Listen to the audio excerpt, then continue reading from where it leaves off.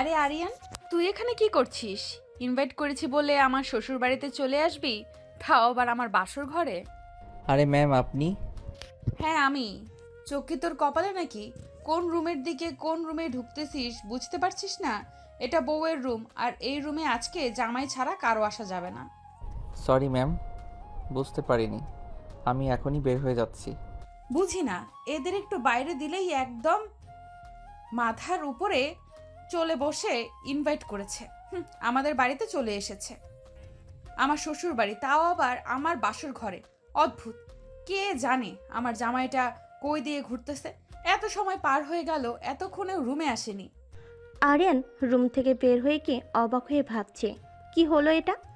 আমি রুম থেকে কেন বের হয়ে আসলাম? এটা তো আমার বাড়ি, এই রুমটাও তো আমার, বাসর ঘর তো আমার। তাহলে আমার বইয়ের জায়গায় আমার অফিসের ম্যাম কি করতেছে? হতভম্ব হয়ে আরিয়ান কিছুক্ষণ দাঁড়িয়ে ঠান্ডা মাথায় সব কিছু ভাবতেছে। মাথার উপর বেশি প্রেশার না দিয়ে আরিয়ান সোজা আবার তার বাসর ঘরে চলে গেল। ম্যাম, মাথা ঠান্ডা করেন, এত রাগান্বিত হবেন না। আমি কি বলি সেটা আগে ঠান্ডা মাথায় শোনেন। মানে আমি বলতে চাচ্ছি, এটা তো আমার রুম। আরিয়ান, বেশি বেশি হয়ে যাচ্ছে কিন্তু। এটা তোমার রুম মানে? তুমি দেখতে পারতেছো না আমি বউ সেজে বসে আছি? বুঝলাম না, তোমার চোখ কোথায় রেখে এসেছো? চোখ খুলে আমাকে দেখো, এটা আমার বাসর ঘর। সবই বুঝলাম, এটা আপনার বাসর ঘর, কিন্তু এই বাড়িটা আমার। ম্যাম, বোঝার চেষ্টা করুন। তার মানে তোমার সাথে আমার বিয়ে হয়েছে? আমি তো ওটাই বলার চেষ্টা করতেছি যে আমাদের মধ্যে কোনো একটা মিস আন্ডারস্ট্যান্ডিং হচ্ছে। আরিয়ান আর বিথি দুজনে মাথায় হাত রেখে বসে পড়ল। হাই রে, কি করলাম! মুখ না দেখে বিয়ে করে অবশেষে সে ফেসে গেল। বিথি রেগে কে আরিয়ানকে একটা ধমক দিল। এই চুপ করো। তুমি ফেসে গেছো, আমি ফেসে গেছি। তোমার তো সোনায় সোহাগা হয়েছে, আমার সাথে বিয়ে হয়েছে। তুমি এটাই চেয়েছিলে না? তুমি আগে থেকেই সবকিছু জানতে, ইচ্ছে করে আমাকে কিছু বলো নাই। বিশ্বাস করেন ম্যাম, আমি কিছু জানতাম না আগে থেকে কার সাথে বিয়ে হচ্ছে। আমি সত্যি জানতাম না। জানলে আমি অবশ্যই আপনাকে জানাইতাম। আর জানাইতাম কি, জানলে আমি কিছুতেই বিয়ে করতাম না। বিয়ে করতে না মানে নিজেকে কি মনে করো, রাজ সাহেব? না, তা বলতে চাইনি। মানে, আপনার মতো এত বড়লোক একটা মেয়ে আর এত বড় কোম্পানির মালিক, তার সাথে কি আমার যাই বলেন। তুই এখন আমার সামনে থেকে যা। আমার এখন মেজাজটা খুব গরম হয়ে যাচ্ছে, কি করব বুঝতে পারতেছি না। ম্যাম, মাথা ঠান্ডা করেন প্লিজ, উল্টাপাল্টা কিছু করবেন না। উল্টাপাল্টা কিছু করব না মানে? রুমের সব কিছু আমি ভেঙে ফেলবো। না ম্যাডাম, এমন কিছু করবেন না প্লিজ। আমাদের অনেক টাকা পয়সা খরচ হয়েছে এগুলোর পিছনে। বিয়ের অনুষ্ঠান শেষ হয়ে গেলে এসব কিছু আমাদের আবার বুঝিয়ে দিতে হবে। এইগুলো ভাঙবো না তো তোর মাথা ভাঙবো। তাইলে আয়, সব রাগ তোর উপরে ঝাড়ি। মাথা ঠান্ডা করেন প্লিজ। একটা ভুল বোঝাবুঝি হয়ে গেছে, এখন মাথা ঠান্ডা করে কাজ করতে হবে। ভুল বোঝাবুঝি মানে? এইটা কি ছেলে খেলা যে ইচ্ছে হলো খেললাম, ইচ্ছে হলো না খেললাম না? যা হওয়ার তা তো হয়ে গেছে, জীবনটা শেষ। আমি এই বিষয়ে বাবা মার সাথে কথা বলবো, আপনি প্লিজ রেগে যাবেন না। আরিয়ান তার অফিসের ম্যামকে দেখে বড় বড়ি খুবই ভয় পায়, কারণ সে খুবই ভয়ঙ্কর। আগে একটা মেয়ে, তাই সে যতটা পারতেছে তার ম্যামের মাথা ঠান্ডা করার চেষ্টা করতেছে। বিতি আরিয়ানের গালে একটা চড় মেরে দিল। সরি, তুই কিছু মনে করিস না, হ্যাঁ? আমি তোকে ইচ্ছে করে চর মারি নাই। আমি আসলে কি করব? না না ম্যাডাম, কি মনে করব, কিছু মনে করিনি। আপনার যা মন চাই করুন, আমি কিছু বলবো না। এরপর আমি নিজেও কন্ট্রোলে থাকবো না। কন্ট্রোলে থাকবি না মানে? তুই আবার কি করবি, আমাকে চর মারবি? কি করব সেটা তো পরেই দেখতে পারবেন। শোন, যাই করিস আমার চোখের সামনে থেকে সরে গিয়ে কর। যা, আমার রুমটা বাইরে থেকে বন্ধ করে দে প্লিজ। আমাকে একটু একা থাকতে দে। আরিয়ান রুম তো ঠিকই বন্ধ করলো, কিন্তু বাইরে থেকে নয়, ভিতর থেকে। আর এসে লাইটটা অফ করে দিল। এদিকে বিথি বারবার বলতেছে, কিরে তুই লাইট অফ করলি কেন? বেশি ভালো হবে না কিন্তু, বেশি বারবারই হয়ে যাচ্ছে আরিয়ান। বিথির কোনো কথা না শুনে সোজা গিয়ে বিথিকে জড়িয়ে ধরল। বিথি আরও কিছু বলতে যাবে তখনই আরিয়ান বিথির ঠোঁট নিজের ঠোঁটের ভিতর একদম চাপ দিয়ে ধরল। বিথি কোনো মতে নিজের ঠোঁটটা ছাড়িয়ে চিৎকার করে আরিয়ানকে ঠাস করে একটা চড় মেরে দিল। বেয়াদ্দব ছেলে, কি হচ্ছে এসব ভুলে যাস না, আমি তোর অফিসের ম্যাম। আমার অফিসের ম্যাম, সেটা আমার অফিসে, আমার বাড়িতে নয়। আমার বাড়িতে আপনি আমার বিয়ে করা বউ। তুই কি এখন আমার উপরে জোর করে অধিকার খাটাবি নাকি? জোর করতে আপনি আমাকে বাধ্য করতেছেন। বাধ্য করতেছি মানে? কি করলাম আমি তোকে? এই যে নিজের কন্ট্রোল হারিয়ে আমাকে এভাবে চড় মারলেন, এই জন্যই তো আমি আমার কন্ট্রোল হারিয়ে ফেলেছিলাম। আমার থেকে প্রতিশোধ নিচ্ছিস নাকি তুই? মনে করেন তাই। সারা জীবন তো শুধু আপনারাই অধিকার দেখালেন, এখন আমারটা দেখেন। তুই কি মনে করেছিস এইভাবে জোর জবরদস্তি করে আমার ভালোবাসা পাবি? মোটেও না, শুধু আমার দেহটাই পাবি, আমার মন না। আমি আপনার মন পাওয়ার বৃথা চেষ্টা করবই না, ওটা তো কেউই পায় না। আমি কেন, কোনো পুরুষই পায় না। তুই এত খারাপ আগে জানতাম না তো। হ্যাঁ, পেকে দেখলেন, আপনি আমার বিয়ে করা বউ। আপনার সাথে তো আমি এতটুকু করতেই পারি। দেখ আরিয়ান, বেশি বেশি হয়ে যাচ্ছে কিন্তু। এরপরে কিন্তু বেশি ভালো হবে না বলে দিলাম। লাইট অন কর, যা করেছিস অনেক হয়েছে। আরিয়ান বিথির কোনো কথা না শুনে বিথির থেকে তার শাড়িটা টান দিয়ে খুলে বিছানার উপর ফেলে দিল। এদিকে বিথি অন্ধকারে কিছুই বুঝতে পারতেছে না। সে লাইট অন করার অনেক চেষ্টা করলো, কিন্তু নতুন রুম, নতুন জায়গায় আছে, তেমন কিছুই চেনে না। তার মোবাইলটাও সে খুঁজে পাচ্ছিল না। এদিকে আরিয়ান ইচ্ছে মতো তার অধিকার আদায় করে নিল। বিথি বারবার চিৎকার করার চেষ্টা করতেছিল, কিন্তু কোনো মতেই আরিয়ানকে থামাতে পারতেছিল না। অবশেষে বিথি আরিয়ানের কাছে নিজেকে সমর্থন করে দিল। ভেরি গুড ম্যাম, যত তাড়াতাড়ি আপনি আপনার ভালো বুঝতে পারবেন ততই ভালো। যত যাই হোক, দিন শেষে আমি আপনার স্বামী আর আপনি আমার বউ, এটা মাথায় রাখবেন। আরিয়ান, তুই আজ যা করলি কাজটা খুব খারাপ হলো, এর ফল তোকে ভোগ করতে হবে। আপনি যত বেশি চিল্লাপাল্লা করবেন তত আপনার ক্ষতি, কষ্ট আপনার হবে, অন্য কারো না। মানে তুই সব সময় জোর জবরদস্তি করবি আর আমার শরীরের উপর ঝাঁপিয়ে পড়বি? অবশ্যই প্রয়োজনে তাই করতে হবে। ওই যে কথায় আছে না, সোজা আঙ্গুলে যদি ঘি না ওঠে তাহলে আমাকে দেখা করতে হবে। শেষ পর্যন্ত তোর মতো একটা 2 টাকার চাকর কিনা আমার গায়ে হাত দিলি, এই মুখ আমি আর কাকে দেখাবো? যত তাড়াতাড়ি আমাকে স্বামী হিসেবে মেনে নেবেন তত তাড়াতাড়ি আপনার মঙ্গল। আরিয়ান চুপ কর, আমার কিন্তু রাগ উঠতেছে, বেশি ভালো হবে না কিন্তু, তোর মাথা ফাটিয়ে দেব।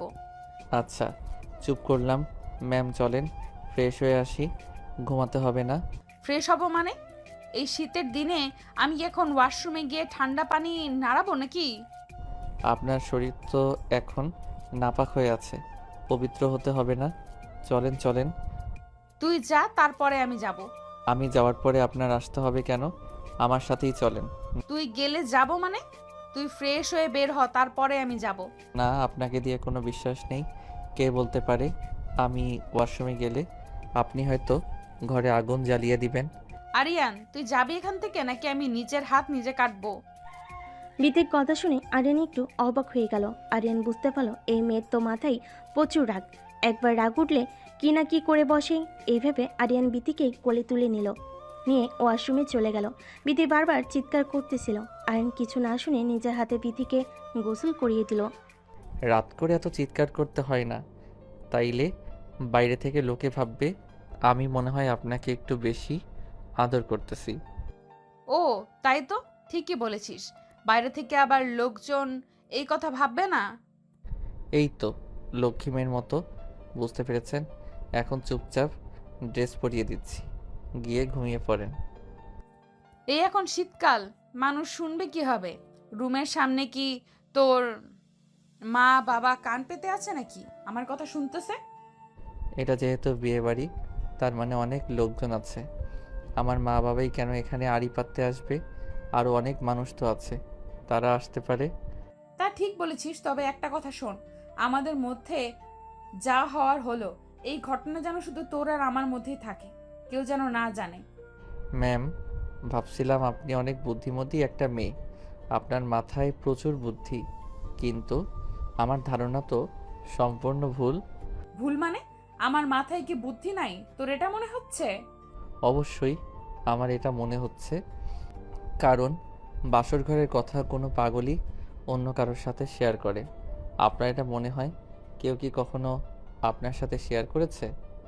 তাও তো ঠিকই বলেছিস, কেউ তো আমার সাথে কখনো শেয়ার করেনি, তাহলে তুই কেন করবি? জি, আমি যা বলি সব ঠিকই বলি, এটা বাড়িতেও আর অফিসেও। অনেক বকবক করেছিস, এখন সর, আমাকে ঘুমাতে দে, সকালে অফিস আছে। অফিস আছে মানে 7 দিন কোনো অফিস নেই? কারণ আপনি এই বাড়ির বউ, এই বাড়ির কিছু নিয়ম কারণ আছে। কিসের নিয়ম কানুন? আমি কোনো নিয়ম কানুন মানি না। আমার অফিস আছে, আমাকে অফিসে যেতে হবে, ব্যাস। অফিস তো আমারও আছে, আমিও কি যাব? তোর মতো বেয়াদ্দপকে আমি আমার অফিসে রাখবো না। কাল গিয়ে তোর সাসপেন্ড লেটার পাঠিয়ে দেব। তা ঠিকই বলেছেন, অনেক দিন অফিস করলাম, কী লাভ? এখন তো অফিসের বস আমার বউ, আমার অফিস না করলেও চলবে। লিমিট ক্রস করবি না। আপনার যেহেতু অফিস, তাই আপনার বাহাদুরি, এটা ভুলে যাবেন না। বাড়িটা কিন্তু আমার, আর আপনাকে আমার বাড়িতে আসতে হবে। সো আমার বাড়িতে আমার বাহাদুরি চলবে। তোরে থাপড়ায় আমি সোজা করে দিব।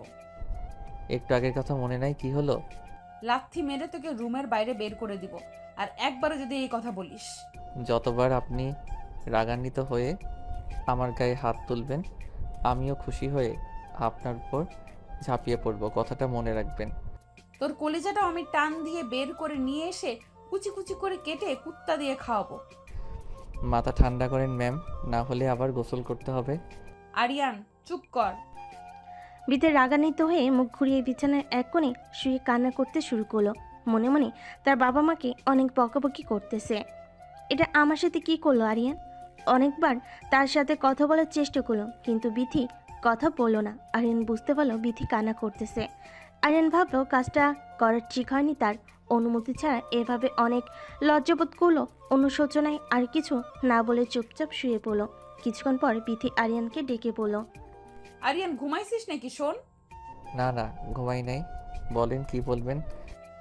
তোর রুমে কোলবালিশ আছে, আমার কোলবালিশ ছাড়া ঘুম হয় না, রাতে কিছুতেই ঘুমাতে পারতেছি না। না ম্যাম, আমার রুমে তো কোলবালিশ নেই, আমি তো কোলবালিশ নিয়ে ঘুমাই না, তাই কোলবালিশও রাখি না রুমে। কোলবালিশ রাখিস না তো কি হয়েছে? আমার এখন কোলবালিশ লাগবে, কোত্থেকে নিয়ে আসবি? নিয়ে আয় যা। সরি ম্যাম, এটা আপনার অফিস নয় যে আপনি যখন যা চাইবেন সাথে সাথে এটা আপনার কাছে পেয়ে যাবেন। এটা আমার বাড়ি, আমি এখন বলেছি কোলবালিশ নাই, তার মানে নাই। আরিয়ান, আমি তোর বাড়ি আছি বলে তুই আমাকে এভাবে অপমান করতে পারিস না। কোলবালিশ নাই তো এত রাতে আমি কোত্থেকে কোলবালিশ নিয়ে আসবো বলেন? তা আমি কি সারা রাত জেগে থাকবো? ঘুমানোটা আমার খুব দরকার, আমার খুবই মাথা ব্যথা করতেছে। শুধু কি মাথা ব্যথাই করতেছে, অন্য কিছু ব্যথা করতেছে না? আরিয়ান, তুই কিন্তু বেশি বেশি কথা বলতেছিস। আমি কিন্তু এরপরে কি করে ফেলবো এটা আমি নিজেও জানি না। বিতি এই কথা শুনে আরিয়ান বিতিকে শক্ত করে জড়িয়ে ধরল। বিতি বারবার ছাড়ানোর চেষ্টা করতেছিল আর বারবার বলতেছিল, তুই এত খারাপ চরিত্রে, এতে সমস্যা। আমি একটা মেয়ে মানুষ বলে আমার দুর্বলতার সুযোগ নিয়ে তুই বারবার আমার সাথে এরকম করতে পারিস না। তুই কিন্তু আমাকে জোর জবরদস্তি করতেছিস। কোনো কথাতে যখন কাজ হচ্ছিল না, ঘাড়ে কামড় দিল আরিয়ান। চিৎকার করে বিথিকে ছেড়ে দিল। বিছানা থেকে লাফতে উঠে বলল, লাইট অন করে দেখালো তার ঘাড় দিয়ে রক্ত বের হচ্ছে। রেগে গিয়ে আরিয়ান, তুই কি মানুষ না ডাইনি? এটা কি করলি? এত জোরে কেউ কামড় দেয়? হায় হায়, আল্লাহ, রক্ত বেরোচ্ছে। এটা কাকে বিয়ে করলাম আমি? এ তো দেখি একটা আস্ত ডাইনি। রাগারাগি করে আরিয়ান রুম থেকে বের হয়ে বারান্দায় গিয়ে শুয়ে পড়ল। বিথিও রুমে একা একাই শুয়ে থাকলো। আর রাতটা তাদের এভাবে পার হয়ে গেল। পরের দিন সকালে ঘুম থেকে উঠে আরিয়ান রুমে এসে দেখলো রুমের দরজা এখনো খোলা হয়নি। রাগান্বিত হয়ে আরিয়ান বিথিকে ডাকতে শুরু করলো। ভিতর থেকে তখন দরজা খুলে দিলে আরিয়ান রাগান্বিত হয়ে বলল, দরজা খুলতে কেউ এত সময় নেয়? রুমের ভিতরে একা একা কি করতেছেন? কি আর করব, নিজের শোক পালন করতেছিলাম। শোনেন, বাড়িতে অনেক মানুষ, লক্ষ্মী বউয়ের মতো রেডি হয়ে বাইরে যান। আমি তো লক্ষ্মী বউ না, বাইরে যেতে পারবো না। আচ্ছা, রুমেই থাইকেন। অনেক ধন্যবাদ, আমাকে তুই এখন একা ছেড়ে বাইরে যা, এই রুমে আসবি না প্লিজ। মানে কি আমি রুমে আসবো না? তাহলে তোর রুমে তুই থাক আর আমার জন্য আলাদা একটা রুম ঠিক করে দে। আমার বাড়িতে এক্সট্রা কোনো রুম নেই, যেটা আমার রুম ওটাই আপনার রুম, চুপচাপ মানিয়ে নিন। শোন, আমি রেডি হয়ে এখন অফিসে যাব। কাল রাতে বললাম না, কথা কানে যায় নাই, 7 দিন কোনো অফিস হবে না। তুই পারলে আমাকে আটকে দেখা। আপনার সাহস থাকলে আপনি রুম থেকে বের হয়ে তো দেখান। বিথি ওয়াশরুমে গিয়ে অফিসের ড্রেস পরে অফিসে যাওয়ার জন্য বের হতে লাগলো। আরিয়ান রাগান্বিত হয়ে বিথির হাত ধরে টান দিয়ে বিছানার উপর ফেলে দিল। বিথি আরিয়ানকে চড় মারতে যাবে, তখনই আরিয়ান বিথির 2 হাতের ভিতর তার 2 হাত দিয়ে বিথিকে শক্ত করে ধরল। বুঝতে পারতেছিল এখন কিছু একটা হবে, তাই বিথি বারবার বলতেছিল, ঠিক আছে আমি অফিসে যাব না আরিয়ান। বিথির কোনো কথা না শুনে বিথির শরীর থেকে তার অফিসের ড্রেস টেনে খুলে দিল। বিথি রেগে গিয়ে, আরিয়ান, তোর কতদিনের শখ ছিল আমার শরীরটা ভোগ করার? কোনো দিনই শখ ছিল না। কাল রাত থেকে তো দেখতে পারতেছি কথায় কথায় আমার উপর ঝাঁপিয়ে পড়তেছিস। যেমন কুকুর তেমন মুগুর, কথা না শুনলে এভাবে শায়েস্তা করতে হবে।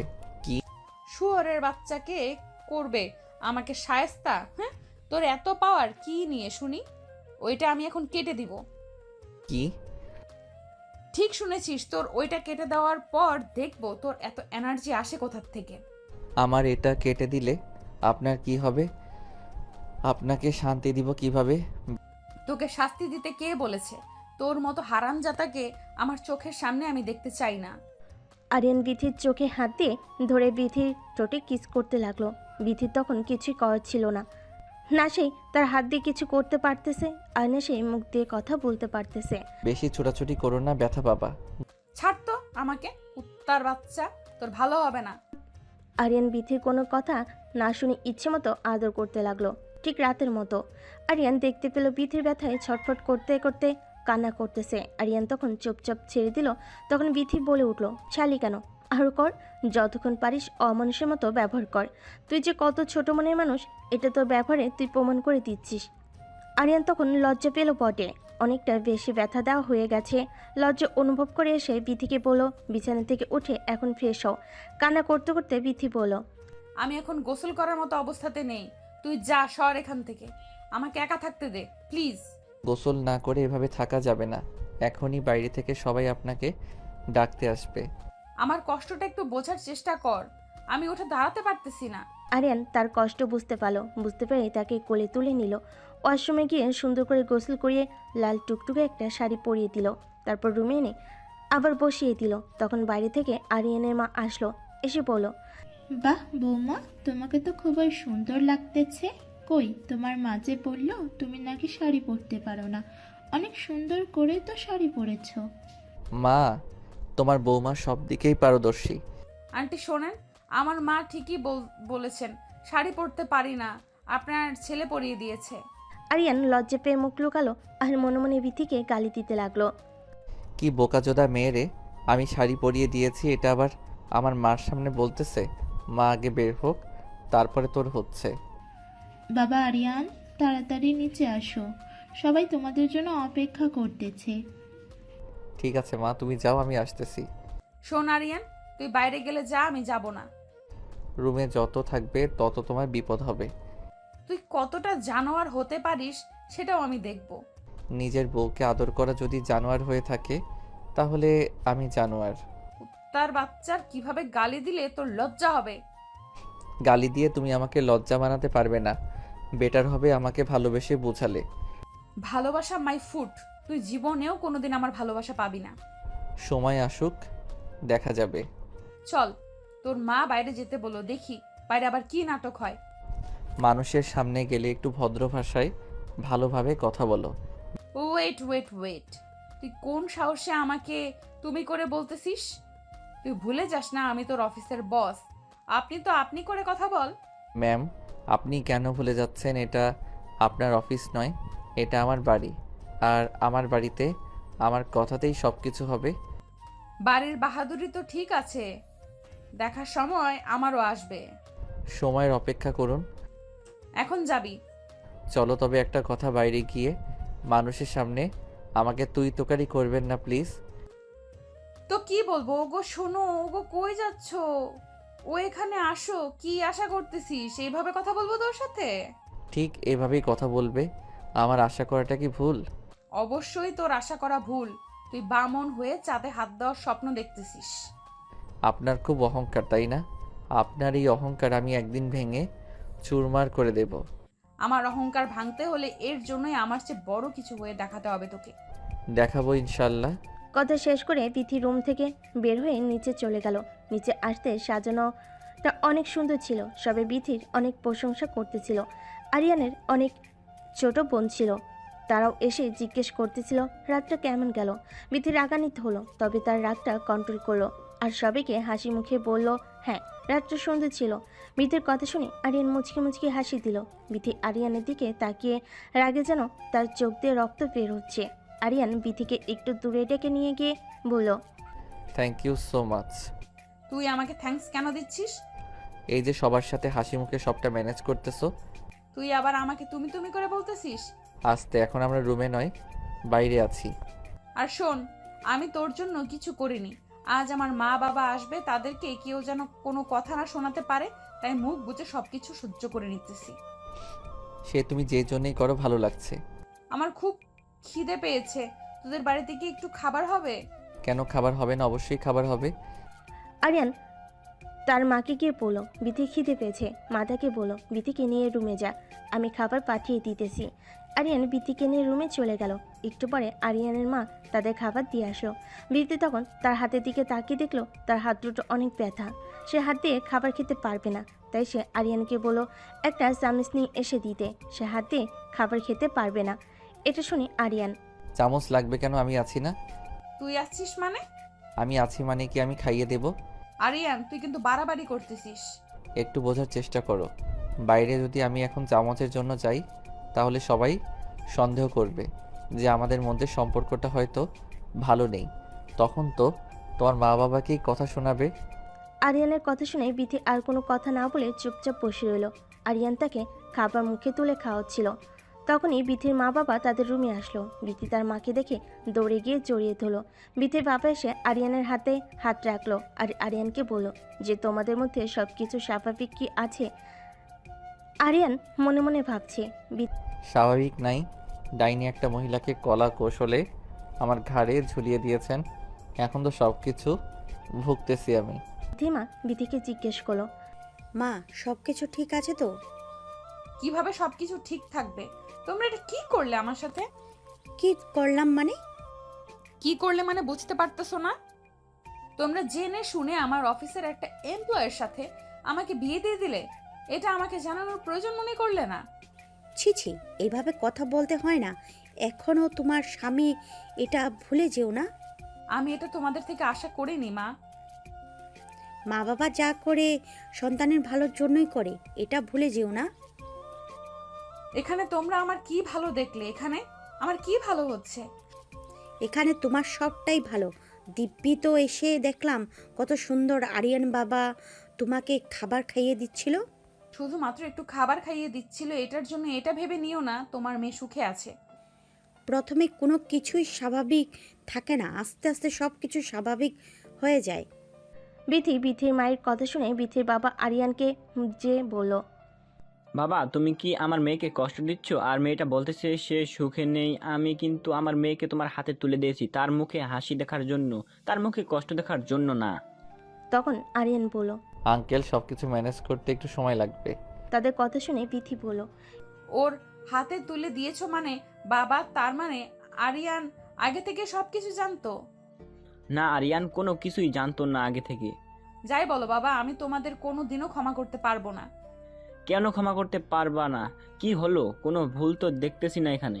সামান্য 2 টাকার স্যালারির একটা চাকরের সাথে তুমি আমাকে আমার বিয়ে দিয়েছো, আবার বলতেছো কোনো ভুল দেখতে পারতেছো না? বিথি, ভুলে যেও না ও তোমার স্বামী। এখন সম্মান দিয়ে কথা বলো, আর ওর সম্মান মানে তোমার সম্মান, এটা ভুলে যেও না। কিসের স্বামী বাবা? কিসের স্বামী? ওকে আমি স্বামী বলে কখনো মানি না, আর না কোনোদিন মানবো।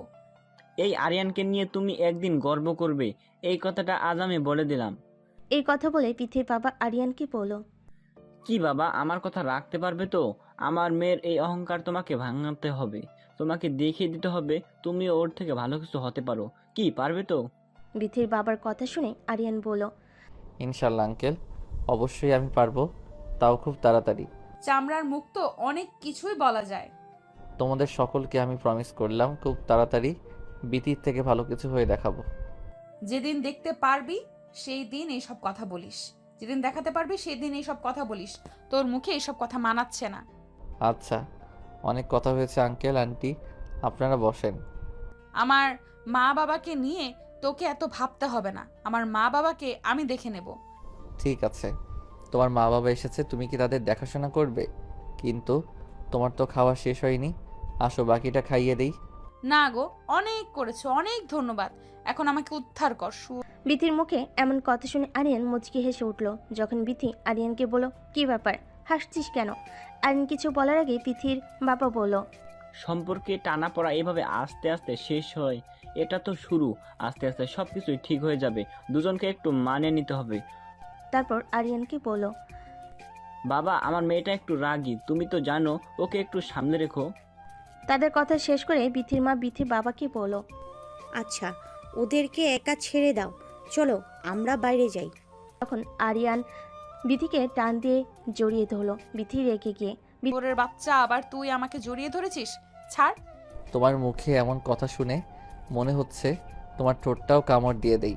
এত বছর আমি তোর সাথে কাজ করলাম, তোর চরিত্র এতটা খারাপ কখনো জানতেই পারলাম না। আরে তোমার চরিত্র খারাপ এইভাবে কেন বলতেছো? তুমি অফিসে গিয়ে সবাইকে জিজ্ঞেস করো তাদের স্বামী আর স্ত্রীর মধ্যে সম্পর্কটা কেমন। বিথি অনেক ছোটাছুটি করার পর যখন ছুটতে পারলো না, বাধ্য হয়ে আরিয়ানের কানে এত জোরে কামড় দিল, আরিয়ান বিশাল একটা চিৎকার দিয়ে উঠল।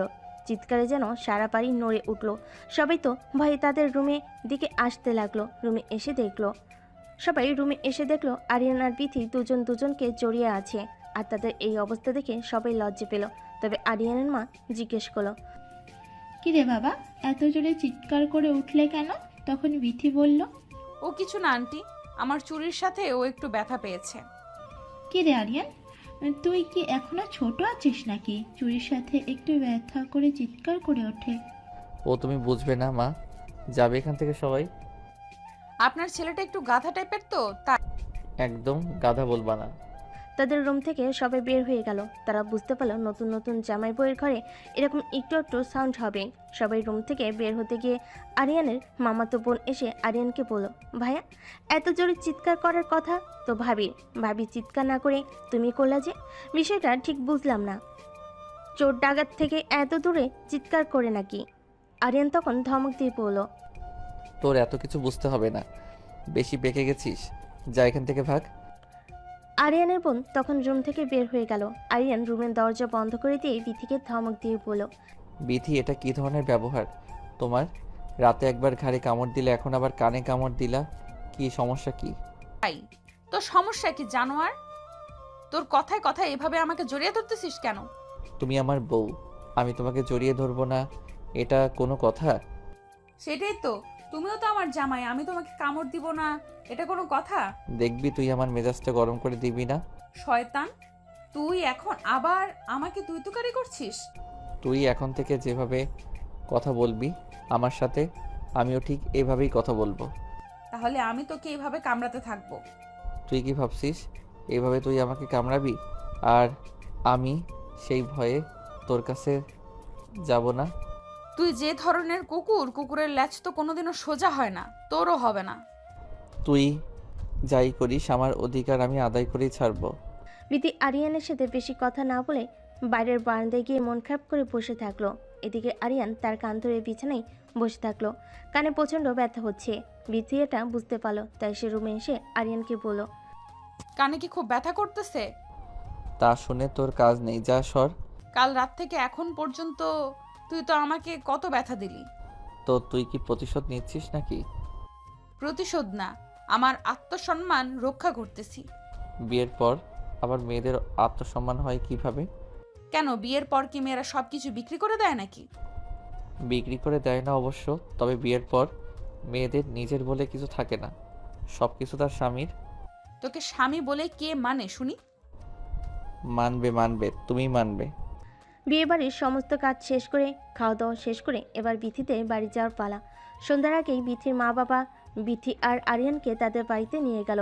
বিয়েবাড়ির এটা নিয়ম, বিথিদের বাড়ি যাওয়ার পর বিথির মা আরিয়ান আর বিথিকে তাদের রুম দেখিয়ে দিল।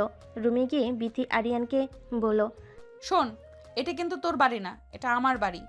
জি ম্যাম, আমি জানি যে এটা আপনার বাড়ি। ভেরি গুড, এইভাবে আমার সাথে কথা বলবি।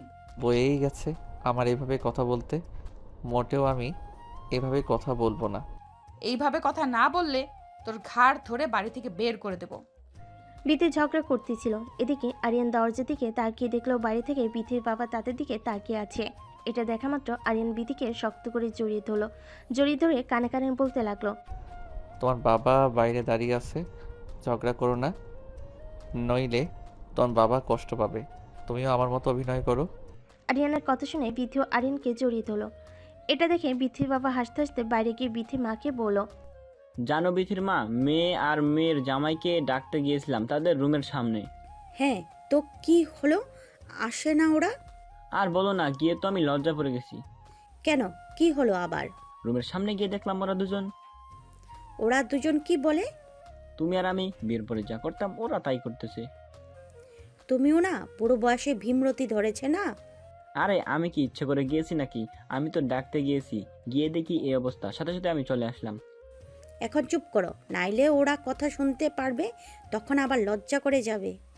যাক, আমার মেয়েটা তো সবকিছু মানিয়ে নিতে পারছে, এটাই অনেক।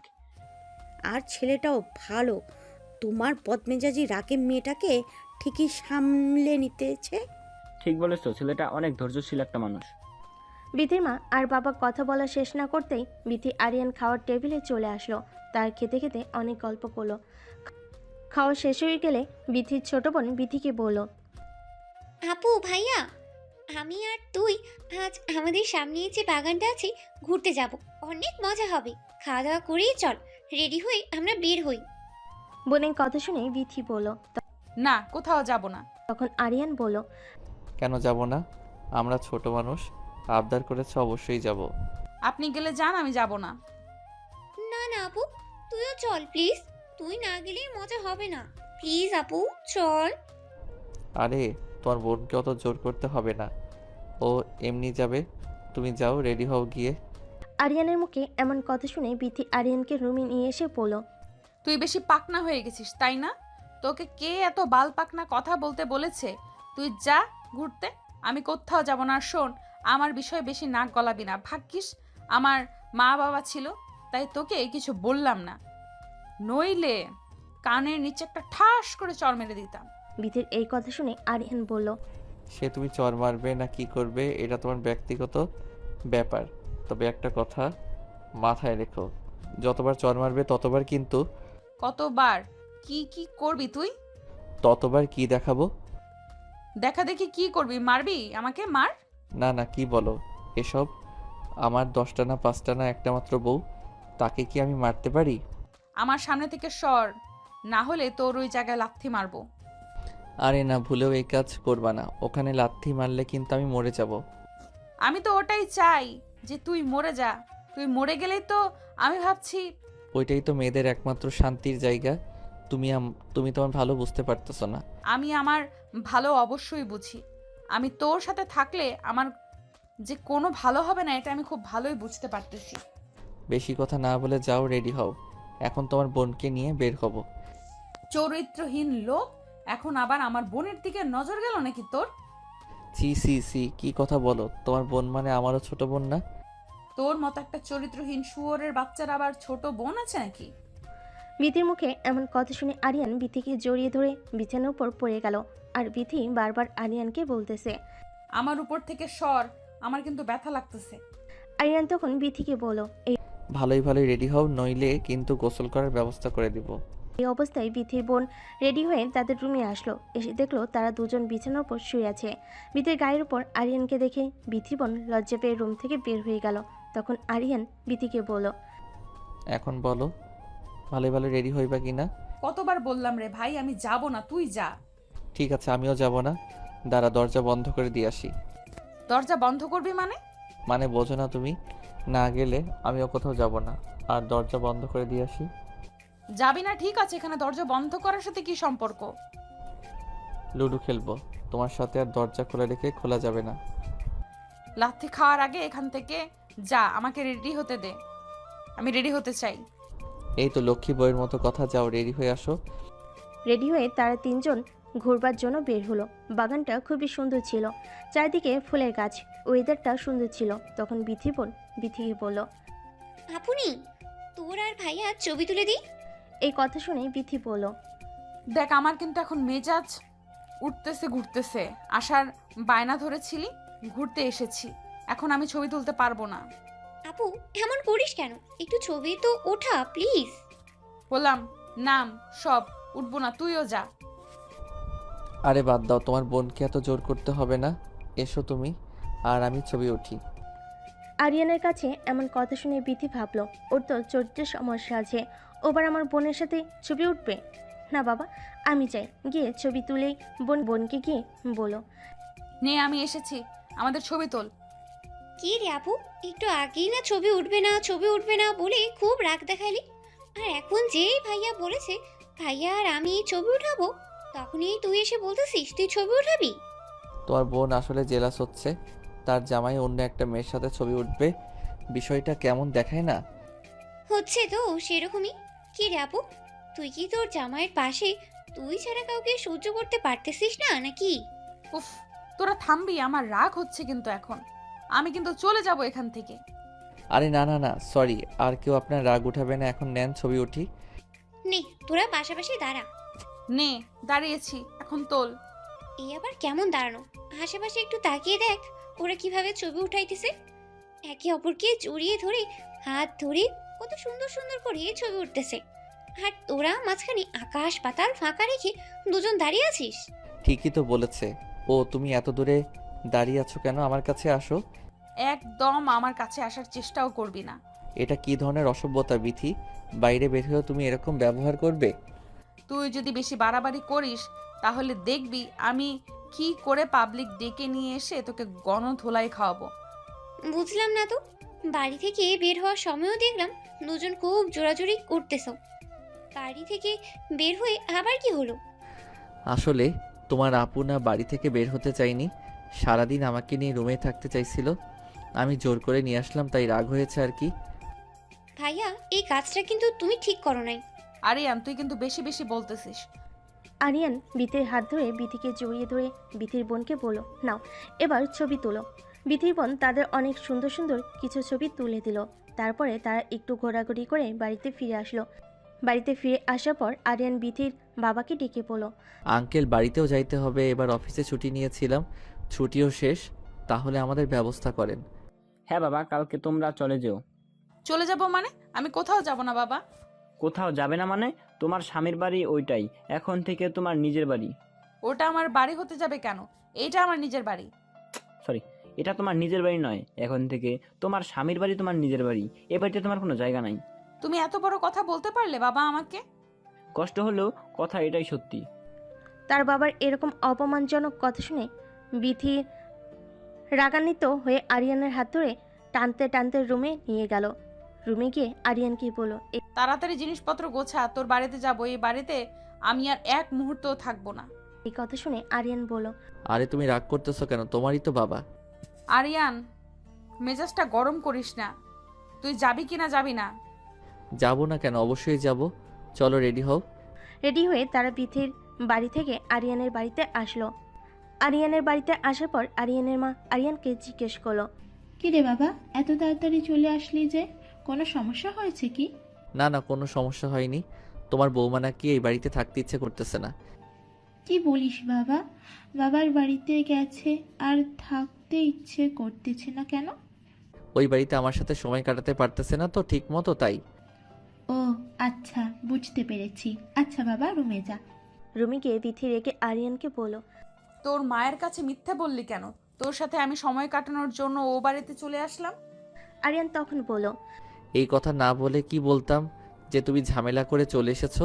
তোমার মাথার ভিতরে দেখি কিছুই নেই, গোবর আছে শুধু, বলদ একটা। শোন, আমি ঘুমাইলাম, কাল সকাল থেকে অফিস আছে। ঘুমাও, আমি ফ্রেশ হয়ে আসতেছি, আমিও ঘুমাবো। তুইও ঘুমাবি মানে? চুপচাপ নিচে ঘুমা। আরে না, নিচে আমার ঘুম ধরে না। তাহলে তুই উপরে থাক, আমি নিচে ঘুমাচ্ছি। না, তোমাকে নিচে ঘুমাতে হবে না, থাক, আমি ঘুমাবো না। বিথি বিছানার উপরে আর আরিয়ান নিচে শুয়ে পড়ল। লাইট অফ করে দিল তারা দুজনে ঘুমিয়ে পড়েছে। হঠাৎ করে বিথি চিৎকার দিয়ে উঠল। চিৎকার শুনে আরিয়ান, কি ব্যাপার, এত চিৎকার করে উঠেছো কেন? আগে লাইট অন কর তাড়াতাড়ি। কি হয়েছে এবার বলো। কিরে, ঘুমের ঘোরে হঠাৎই আমার মনে হলো যেন আমার গায়ের উপর দিয়ে কিছু একটা বিড়বিড় করতেছে। আমি নিচে ঘুমাচ্ছি, আমার গায়ের উপর দিয়ে কিছু বের করতেছে না। তুমি উপরে ঘুমাইছো আর তোমার গায়ের উপর দিয়ে বের করতেছে আজাইরা কথাবার্তা রাত করে। বিশ্বাস করা, মিথ্যা কথা বলতেছি না। বুঝলাম মিথ্যা বলতেছো না, কিন্তু কই কিছুই তো আমি দেখতে পারতেছি না। এখানেই ছিল, চলে গেছে হয়তো। হ্যাঁ ভালোই হয়েছে, এখন যাও ঘুমাও। লাইট অফ করিস না, অনই থাক আজ। আচ্ছা অফ করলাম না, এবার ঘুমাও। আরিয়ান নিচে গিয়ে ঘুমিয়ে পড়ল। একটু পরে বিথি দেখলো বিছানার উপর আরশোলা হাঁটতেছে। এটা দেখার সাথে সাথে বিথি চিৎকার দিয়ে লাফ দিয়ে নিচে নেমে আরিয়ানকে শক্ত করে জড়িয়ে ধরল। আরিয়ান ভয় পেয়ে বলে উঠল, আরে কি হয়েছে, এভাবে নিজে থেকে আমাকে জড়িয়ে ধরছো যে? আমার বিছানার উপর আরশোলা। কোথায় আসলা দেখি, কই এখানে তো কিছুই নেই। এইখানেই ছিল, বিশ্বাস কর, আমি নিজের চোখে দেখলাম, এখান থেকে হাঁটাহাঁটি করতেছে। শুধু তুমি দেখলে হবে, আমাকে তো দেখতে হবে। কই দেখছি, আমাকে দেখাও। সত্যি তো, এখানেই তো ছিল, কই গেল? এমনি বললেই তো হয়, তোমাকে ছাড়া আমার ঘুম ধরতেছে না, আমাকে জড়িয়ে ধরতে ইচ্ছে করতেছে, তা না বলে এত বাহানা করতে হবে কেন? শোন, আমার তোকে জড়িয়ে ধরার কোনো ইচ্ছে নেই, কিন্তু সত্যি এখানে আসলে ছিল। আচ্ছা এখন তো নেই, এখন যাও ঘুমাও, আমাকে ঘুমাতে দাও। না, আমি আর ওখানে ঘুমাবো না, আমি এখানেই ঘুমাবো। আচ্ছা তুমি এখানে ঘুমাও, তাহলে আমি উপরে গেলাম। উপরে যাইবা মানে? উপরে যেতে হবে না, তুই আমার সাথে ঘুমা। সত্যি আমি তোর সাথে ঘুমাবো? হ্যাঁ ঘুমাগা, শুধু ঘুমাবি, ঘুমাতে বলছি, এর মানে এই নয় যাতে উল্টাপাল্টা কিছু একটা করবি। আরে না, কি যে বলো, কি করব? আসলে দেখে আমার খুব ভয় লাগে। আচ্ছা এখন তো আমি আছি, আসলে দেখলে মেরে ফেলবো নি, তুমি ঘুমাও। শোন, তুই ঘুমাস না প্লিজ, আগে আমি ঘুমাই, তুই জেগে থাক। মানে কি তুমি ঘুমাইবা আর আমি জেগে জেগে তোমাকে পাহারা দিব? এত রাতে এমন করিস না প্লিজ, আগে আমি ঘুমাই। আল্লাহ কি মুসিবতে পড়লাম। ঠিক আছে ঘুমাও, জেগে আছি। আরিয়ানকে জাগিয়ে রেখে বিথি ঘুমিয়ে পড়ল। ঘুমন্ত বিথিকে দেখতে এত সুন্দর লাগতেছে। আরিয়ান মুগ্ধ হয়ে বিথির দিকে তাকিয়ে আছে। তাকিয়ে থাকতে থাকতে হঠাৎ লাইটটা অফ করে দিয়ে আরিয়ান বিথির ঘাড়ে তার মাথাটা রাখলো। বিথির হাতের ভিতর তার হাতটা দিল। বিথির গলায় নিচ দিয়ে আরিয়ান তার ঠোঁটের আলতো পরশ দিল। বিথি বুঝতে পারলো আরিয়ান তার শরীরে স্পর্শ করতেছে। বুঝতে পেরেও সেও কিছু বলতে পারতেছিল না। আরিয়ান আস্তে আস্তে বিথির সারা শরীর কিস করলো। বিথির তখন ঘুম ভেঙে গেল। আরিয়ানকে জিজ্ঞেস করলো, আরিয়ান কি করছো এটা? তোমার না আমাকে পাহারা দেওয়ার কথা? পাহারাই তো দিচ্ছি তোমাকে। এটা কেমন পাহারা দেওয়া? তো কাছে এসেছো কেন তুমি? তুমি এতটা বেশি সুন্দর, তোমার দিকে তাকিয়ে থাকতে নিজেকে আর কন্ট্রোল করতে পারলাম না। তুমি কি আমাকে ভালোবাসো? খুব বেশি ভালোবাসি। তাহলে আসো, আমার আরো কাছে আসো। আরিয়ান বিথির আরও অনেকটা বেশি কাছে গেল। সারা রাত্রি তাকে অনেক আদর করলো। দুজন মিলে অনেক এনজয় করলো। সকালে ঘুম থেকে উঠে বিথি দেখলো তার শরীরে কোনো জামা কাপড় নেই। আরিয়ানের গায়েও কোনো জামা কাপড় নেই। অগোছালো হয়ে আছে রুমটা। বিথি দেখে অবাক হয়ে গেল। এটা কি হয়েছে রাতে? কি হয়েছে আমার সাথে? এসব ভেবে সে অনেক কান্না করতে শুরু করলো। তখন আরিয়ান জেগে গিয়ে বিথিকে জিজ্ঞেস করলো, কি ব্যাপার বিথি, সকাল সকাল এইভাবে কান্না করতেছো কেন? কান্না করবো না মানে? তুই কি করছিস রাতে আমার সাথে? কই কি করেছি? কিছুই তো করিনি। কিছু করিসনি? তাহলে আমার শরীরের জামা কাপড় কোথায় গেল? আর তুই এইভাবে আমাকে জড়িয়ে ধরে আছিস কেন? আরে মনে নেই তোমার, আগে তুমি আমাকে কাছে টানলে তাই তো আমি তোমার কাছে গেলাম। দেখো, একদমই মিথ্যা অপবাদ দিবে না আমাকে। আমি কখনোই তোমাকে আমার কাছে টানি নাই। টেনেছো? তোমার মনে পড়তেছে না হয়তো, মাথা ঠান্ডা করে মনে করো, দেখো মনে পড়ে যাবে। আমি আসলে দেখে ভয় পাই, তাই তোকে একটু জেগে থাকতে বলেছিলাম, আর তুই আমার সুযোগের সদ্ব্যবহার ওইভাবে নিলি। দেখো বিথি, যা হয়েছে আমাদের মধ্যে তোমার ইচ্ছাতেই হয়েছে। ও এখন আমার ইচ্ছেতে হয়েছে না? বুঝেছি, এখন তোমার মাথা ঠিক নেই, তাই তুমি এসব উল্টাপাল্টা কথা বলতেছো। যা উঠে ফ্রেশ হও, আমাদের আজ অফিসে যেতে হবে। বিথি বিছানা থেকে উঠে গোসল করে ফ্রেশ হয়ে অফিস ড্রেস পরে রেডি হলো। আরিয়ান রেডি হলো। তার দুজনেই সকালে নাস্তা করে অফিসে যাওয়ার জন্য বের হলো। অফিসে যাওয়ার পর সবাই বিথি আরিয়ানকে কনগ্রাচুলেশন জানালো। তাদের বিয়ের জন্য সবাই আরিয়ানকে বলতেছিল, কায়দা করে অফিসে বসকে বিয়ে করে বউ বানিয়েছে আলী। সবার মুখে এমন কথা শুনে বিথির প্রচুর রাগ হচ্ছিল। রাগান্বিত হয়ে তার চেয়ারে গিয়ে বসলো। বসে বসে ভাবতেছিল কিভাবে আরিয়ানকে শাস্তি দেওয়া যায়, কিভাবে সাহায্য করা যায় ভাবতে ভাবতে বিথি আরিয়ানকে ডেকে পাঠালো। কি ডেকেছো আমাকে? শুয়োরের বাচ্চা, তুই কাকে নাম ধরে ডাকিস আর আমাকে তুমি তুমি করে বলতেছিস যে? সাহস তো তোর কম না? বিথি, অফিসে অনেক মানুষজন আছে, তাদের সামনে তুমি এ কি ব্যবহার করতেছো? এটা তোর বাড়ি নয়, এটা আমার অফিস। অফিসে আমাকে সবাই যেভাবে সম্মান দেয় তুইও ঠিক সেভাবে সম্মান দিবি। বিথি, এই কথাটা তুমি আমাকে ভালোভাবে বলতে পারতে। এভাবে ডাক ছেড়ে সবার মধ্যে বলার কিছু ছিল না। কেন, তোর লজ্জা হচ্ছে নাকি? 2 টাকার ফকিন্নির বাচ্চা অফিসে আসলে এরকম কথা হজম করতেই হবে। ম্যাম, আপনি কিন্তু বেশি বেশি বলতেছেন। ঠিক এইভাবে গলা নিচু করে আমার সাথে কথা বলবে। আচ্ছা ম্যাম, আর কিছু কি বলবেন নাকি আমি এখন যাব? যাবে মানে? তোকে কি যেতে বলেছি? যা, আমার জন্য চা নিয়ে আয়। আমি চা করব কেন? চা করার কি মানুষ নেই অফিসে? হাজার হলেও তুই আমার সম্পর্কে স্বামী হোস না। আজ থেকে তোকে আমি আমার পার্সোনাল অ্যাসিস্ট্যান্ট বানালাম। সরি ম্যাম, আমি আমার যোগ্যতায় এই চাকরি পেয়েছি, আপনার পার্সোনাল অ্যাসিস্ট্যান্ট হওয়ার জন্য নয়। বেয়াদব, তুই আবার মুখে মুখে কথা বলিস। ম্যাম, আপনি যাই বলেন, আমি আপনার পার্সোনাল অ্যাসিস্ট্যান্ট হব না। আরিয়ানের এমন কথা শুনে বিথি অফিসের সবার সামনে আরিয়ানে গেলে ঠাস করে একটা চড় মেরে দিল। আরিয়ান অবাক হয়ে গেল বিথির এরকম আচরণ দেখে। তখন বিথি আরিয়ানের মুখের উপর সাসমিন লেটার ছুঁড়ে দিল। অফিসের সবাই তখন লেটারটা হাতে তুলে নিয়ে পড়ল। বিথি, অফিস থেকে আমি চলে যাচ্ছি আজ, আর সবার সামনে একটা প্রতিজ্ঞা করে গেলাম, তোর এই অহংকার আমি একদিন ভেঙে চুরে ছাই করে দেব। হ্যাঁ, যা যা, চেনা আছে, বেশি কথা না বলে কাজ করে দেখা।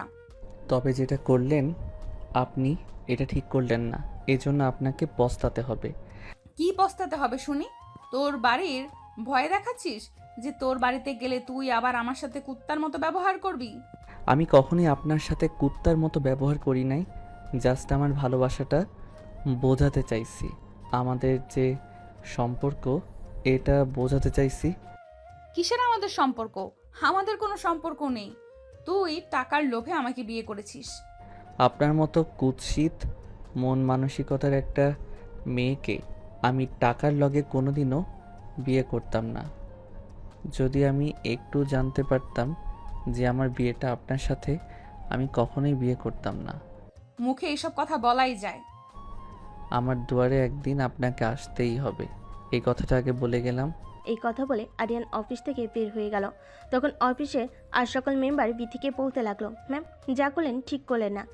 কাজটা আরিয়ান খুব ভালো করে করে, ছেলেটাও খুব মেধাবী, তাকে এভাবে বের করে দেওয়া আপনার উচিত হয়নি। রেগে গিয়ে বিথি বলে, আমি কি করব না করব তোদের কাছ থেকে শিখতে হবে।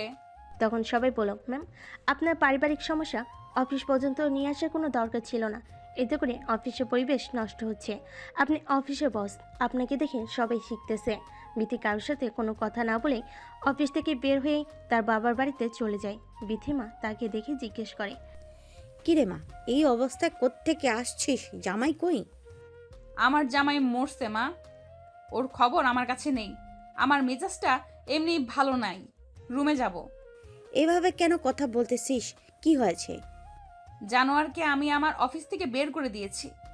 এটা তুই কি করেছিস? এটা তোর বাবা শুনলে খুব রাগ করবে।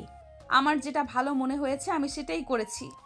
এটা কে কি মনে করলো না করলো তাতে আমার কিছুই যায় আসে না। আচ্ছা, ঠান্ডা মাথা কর, যা রুমে গিয়ে ফ্রেশ হয়ে ড্রেস চেঞ্জ করে নিচে আয়, খাবার দাও বার কর আগে, তারপর কথা হবে। খাবো না মা, পরে খাবো, আমি একটু একা থাকবো। মাসুন, মাথা ঠান্ডা করে রুমে গিয়ে আরিয়ানকে ফোন দে, দিয়ে শুনো কোথায়। আমি পারবো না মা, তোমার ইচ্ছা হয় তুমি ফোন করো। এই কথা বলে বিথির রুমে চলে গেল। বিথির মায়ের তখন খুব টেনশন হচ্ছিল, তাই সে আরিয়ানের কাছে ফোন দিল, অনেকবার ফোন দিল, কিন্তু আরিয়ান ফোন রিসিভ করলো না। আড়াল থেকে বিথির সব কিছু দেখতেছিল আর এটা শোনার চেষ্টা করতেছিল যে আরিয়ান কোথায় গেল। ফোন ধরলো না, খুবই টেনশন হচ্ছিল। তারপর বিথির রুমে গিয়ে ফোনটা হাতে নিয়ে আরিয়ানের এক বন্ধুর কাছে ফোন দিয়ে বিথি বলল, হ্যালো, আসসালামু আলাইকুম। আসসালামু আলাইকুম ভাবি, কি অবস্থা, কেমন আছেন? জি আলহামদুলিল্লাহ ভাইয়া, ভালো আছি। হঠাৎ করে ফোন দিলেন যে, কিছু হয়েছে কি? সব ঠিক আছে? অনেকক্ষণ হয়ে গেল আরিয়ান ফোন ধরতেছে না। ও, এই কথা। কোনো সমস্যা নেই, আমি এখনই ফোন দিয়ে জানাচ্ছি ও কোথায় আছে। আচ্ছা ভাইয়া, আর প্লিজ ওকে বলবেন যেন যেখানেই থাকুক, যে কেউ ফোন দিলে যেন ফোনটা রিসিভ করে, আর সাবধানে থাকতে বলবেন। ভাবি, কিছু মনে না করলে একটা কথা বলবো। জি, কিছু মনে করব না, বলেন। আপনাদের মধ্যে কি কিছু হয়েছে নাকি? এভাবে কেন কথা বলতেছেন? হ্যাঁ, ওই একটু ঝামেলা হয়েছে পার্সোনাল। আচ্ছা ভাবি, টেনশন করবেন না, আমি আপনাকে জানাচ্ছি। থ্যাংক ইউ ভাইয়া। এই বলে বিথি ফোন কেটে দিল। খুবই টেনশন করতেছিল আরিয়ান কই গেল না গেল। ভাবতে ভাবতে তার মাথায় হঠাৎ করে একটা বুদ্ধি আসলো। আরিয়ান তো বাড়িতে যাইতে পারে, তাই সে দেরি না করে আরিয়ানের বাবার কাছে ফোন দিল। আরিয়ানের বাবা কল রিসিভ করে বলল, আঙ্কেল আসসালামু আলাইকুম। হেমা বলো, অনেকক্ষণ হয়ে গেল, তোমার দুইজনই তো অফিস থেকে আসতেছে না? আজ অফিসে কি অনেক বেশি কাজ করছো? কেন আঙ্কেল, আপনার ছেলে বাসায় যায়নি? না তো, কেন? ও কি আগে বের হয়ে এসেছে তোমাকে রেখে? কি বদমাস ছেলেটা, কোনো রকমের বিবেক নেই। নতুন বউকে কেউ একা রেখে চলে আসে? কোনো সমস্যা নেই আঙ্কেল, ও তো অনেকক্ষণ আগেই বের হয়ে গেছে।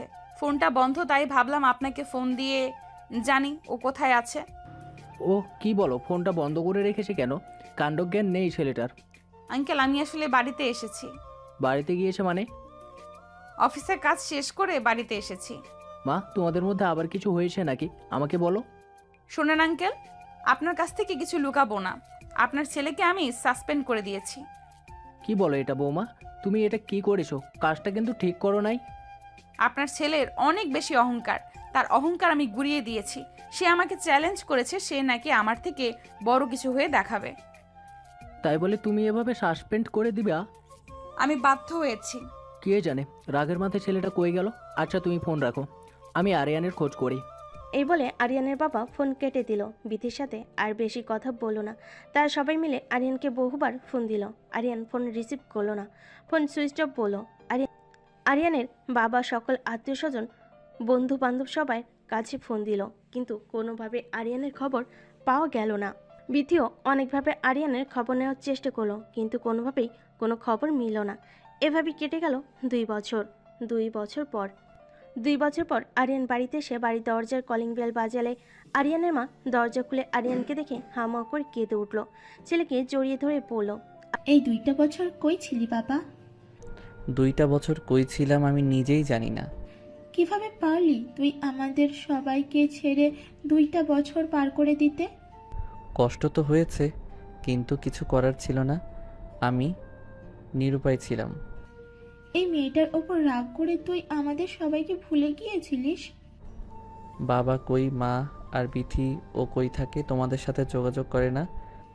2টা বছরে বিথি তোকে অনেক খুঁজেছে বাবা। মেয়েটা নিজের ভুল বুঝতে পেরেছিল। জীবনে কষ্ট না করলে বুঝছো মা, কোনো সফলতা পাওয়া যায় না। কি হয়েছিল তোর বাবা, সে কথা বল। ঢাকাতে ছিলাম মা। ঢাকাতে ছিলি, এত খোঁজাখুঁজি করার পরে তোর কোনো খোঁজ খবর পেলাম না। মা, মানুষ যদি হারিয়ে যায় তাহলে তাকে খুঁজলে পাওয়া যায়, কিন্তু কেউ যদি নিজের ইচ্ছায় লুকিয়ে থাকে তাকে কোনোভাবেই খুঁজে পাওয়া সম্ভব নয়। কি এমন হয়েছিল যে 2টা বছর আমাদের সবাইকে ছেড়ে আলাদা থাকতে হলো? মা, তোমার অহংকারী বড়লোক বৌমার অহংকার ভাঙাতে সাফল্য অর্জন করে নিয়ে আসলাম। মানে তোর কথার মানে বুঝলাম না। বিথি আমাকে বলেছিল আমার নাকি ওকে টেক্কা দেওয়ার মতো যোগ্যতা নেই, তাই আমি ওর যোগ্য হয়ে আসলাম। বাবা, বিথি 2 বছরে তোর জন্য অনেক বেশি ছটপট করেছে। মানুষ মাত্রই তো ভুল হয়। কেন মা, ও নতুন করে সংসার সাজায়নি?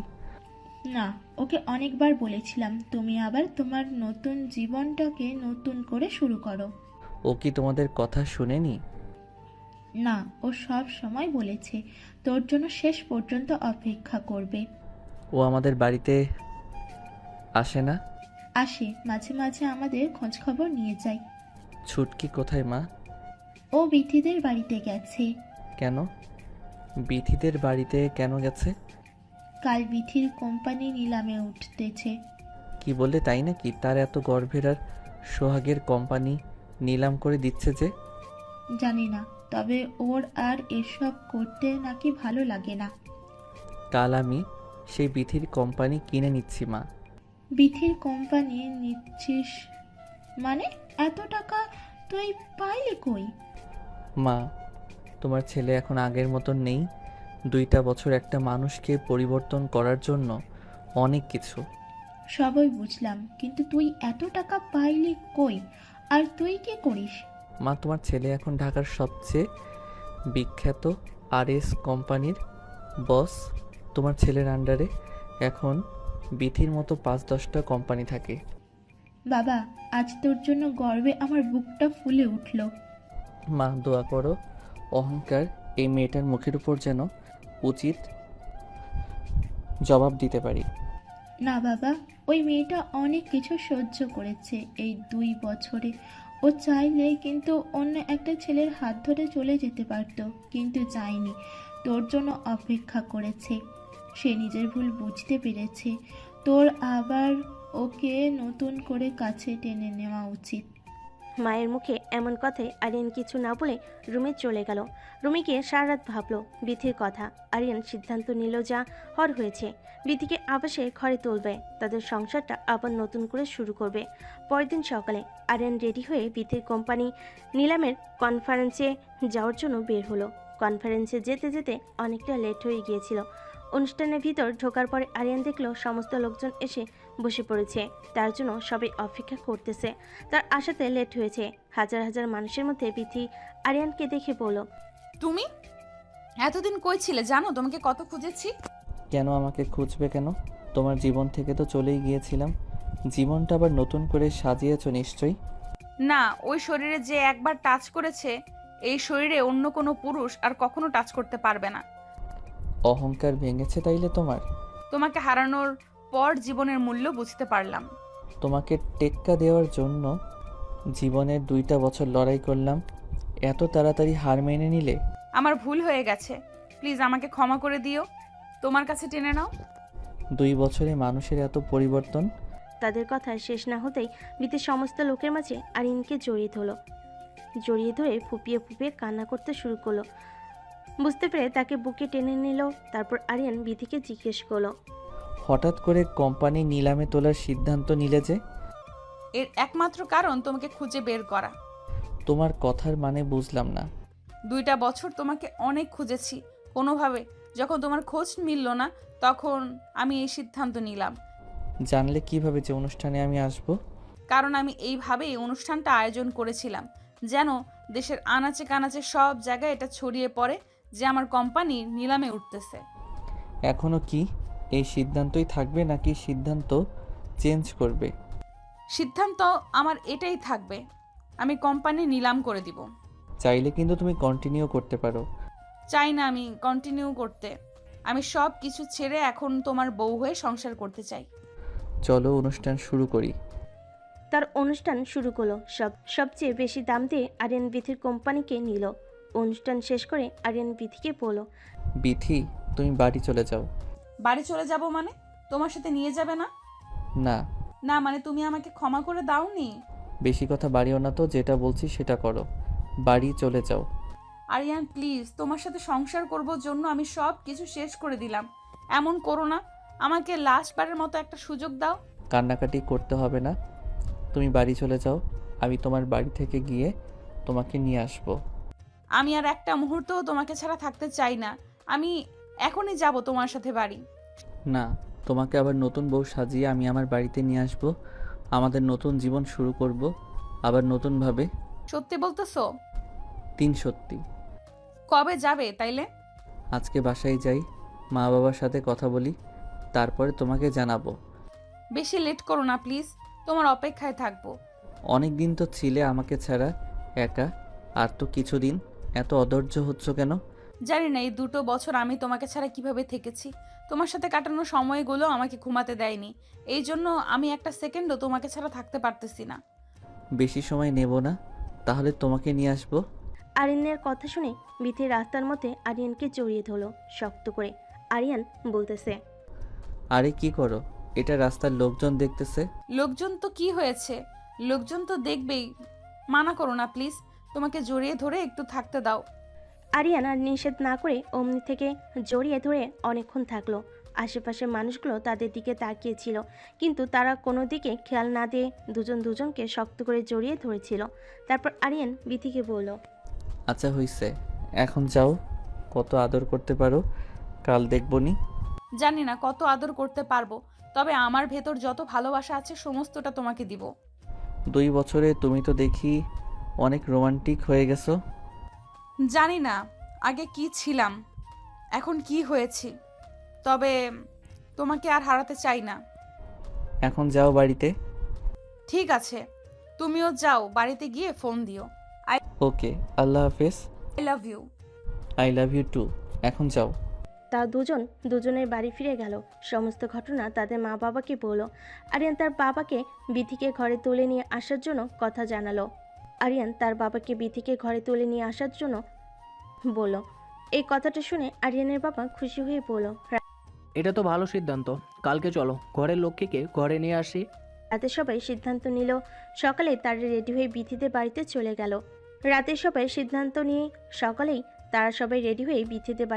গেল। আরিয়ান সুন্দর করে পর সেজেছে, আর বিথিও সুন্দর করে বসে আছে। দুজনের হাসি দেখে যেন সারা দুনিয়া হাসতেছে। নতুন করে আবার তাদের বিয়ে হলো। বিথিকে নিয়ে আসলো আরিয়ানের বাসায়। আরিয়ানকে বলল, জানো আজকে আমার সবচেয়ে খুশির দিন। তাই কেন? প্রথমবার যখন আমাদের বিয়ে হয়েছিল তখন বুঝি তুমি খুশি ছিলে না? না, খুশি ছিলাম না, কারণ তখন আমি জানতাম না পর্যন্ত আমার কার সাথে বিয়ে হচ্ছে। তবে আমি ভীষণ খুশি ছিলাম জানো। তার মানে তুমি আগে থেকে জানতা সবকিছু, আমার কাছ থেকে এখনো তুমি সবকিছু লুকাচ্ছ, তাই না? না রে বাবা, আমি কিছুই জানতাম না। তবে বিয়ে করার খুব ইচ্ছা ছিল, জীবন সঙ্গীর সঙ্গে সুন্দর সুন্দর মুহূর্ত কাটানোর। মা বাবা যখন বিয়ে ঠিক করলো তখন আমি আর আপত্তি জানাইনি, কারণ মা বাবার পছন্দের উপর আমার বিশ্বাস ছিল। এত এক্সাইটেড ছিলে, বুঝলাম মা বাবা পছন্দের উপর তোমার বিশ্বাস ছিল, তবুও একবার কার সাথে বিয়ে হচ্ছে তাকে তুমি দেখতে চাইবে না? হ্যাঁ, দেখতে চেয়েছিলাম। পরে কি হলো দেখোনি? না, বাবা দেখায়নি, বলল সারপ্রাইজ, একবারই দেখো। তুমি দেখতে চাইবা না? না, আমি আর জোর করিনি। তার মানে প্রথমবারের বিয়েতে তুমি খুশি ছিলা, এই বিয়েতে খুশি হওনি? এই বিয়েতে অনেক বেশি খুশি হয়েছি, কারণ এবার তুমি ভালোবেসে আমার হাত ধরেছো। আজ আমাদের বাসর রাত, এসব কথা বলেই কি রাত পার করে দিবা? তা নয় তো কি, আজ কিছু করব না, তোমাকে জড়িয়ে ধরে আরাম করে একটা ঘুম দিব। বিথি তখন বলল, তোমার হচ্ছে, দাঁড়াও। আমি বউ সেজে এতক্ষণ বসে আছি তোমার অপেক্ষায়, আর তুমি এখন ঘুমাইবা না? ঘুমানোর জন্মের স্বাদ তোমাকে মিটিয়ে দিচ্ছি। তাড়াতাড়ি আমার কাছে আসো, আমাকে আদর করো। কিভাবে আদর করব তোমাকে? কেন তুমি জানো না? এর আগে কখনো আদর করনি? কথাটা শুনে আরিয়ান বিথিকে জড়িয়ে ধরে বিছানায় নিয়ে গেল। তারপর তার শরীর থেকে কাপড়টা খুলে বিছানার সাইডে রেখে দিল। লাইটটা অফ করে দিয়ে ঝাঁপিয়ে পড়লো, আটকালো না। তবে এর মধ্য থেকে অনেকবার জিজ্ঞেস করেছিল, তোমার কষ্ট হচ্ছে? কষ্ট হলে আমাকে বলতে পারো। কিন্তু বিথি বলল, না, আমার কষ্ট হচ্ছে না, তুমি তোমার সবটা দিয়ে আমাকে আদর করো। সারা রাতে এভাবে কাটার পর সকালে ঘুম থেকে উঠে বিথি বলল, আরিয়ান ওঠো, ফ্রেশ হবা না? অনেক বেলা হয়েছে। দেখো, সারাটা রাত অনেক কষ্ট করেছি, একটু ঘুমাইনি। এখন আমাকে ঘুমাতে দাও। যাও, তুমি ফ্রেশ হও। ইস, সারা রাত তুমি কি কষ্ট করলা শুনি? কতটা কষ্ট যে আমার হয়েছে এটা আমি বুঝছি। তোমার তো কিচ্ছু হয়নি, তুমি শুধু মজা নিয়েছো। লজ্জা নেই তোমার? না মুখে কিছু আটকায় না? ওঠো এখন। যাও, তুমি আগে ফ্রেশ হও, আমি আইতেছি। আমি যে কখন উঠছি তুমি জানো? উঠে ফ্রেশ হয়েছি, চোখ খুলে দেখো আমি শাড়ি পরেছি। বিথি এই কথা বলার সাথে সাথেই আরিয়ান চোখ খুলে বিথির দিকে তাকালো। বেশ সুন্দর করে একটা শাড়ি পরেছে, ভেজা চুলে বিথিকে দেখতে একজন পরীর মতো লাগছে। আরিয়ান অপরূপ দৃষ্টিতে বিথির দিকে তাকিয়ে আছে। কেন আরিয়ান বিথির কথার উত্তর না দিয়ে হাত ধরে টান দিয়ে তার পাশে বসলো, জড়িয়ে ধরে তার কপালে আলতো করে একটা চুমু দিল। তখন বিথি বলল, ইস, তোমার শরীর এখনো অপবিত্র। চলো তোমাকে মাখিয়ে দিই। এখন না, মাত্র গোসল করেছি না। তো কি হয়েছে, আবার দুজন একসাথে গোসল করব? এত গোসল করলে আমি অসুস্থ হয়ে পড়বো। তুমি কি চাও তোমার বউটা অসুস্থ হয়ে পড়ুক? মোটেও চাই না আমার বউ অসুস্থ হয়ে পড়ুক। এখন ওঠো আর যাও গোসল করে আসো। আচ্ছা, তুমি নিচে যাও, সবার সাথে খেতে বসো, ফ্রেশ হয়ে এখনই আসতেছি।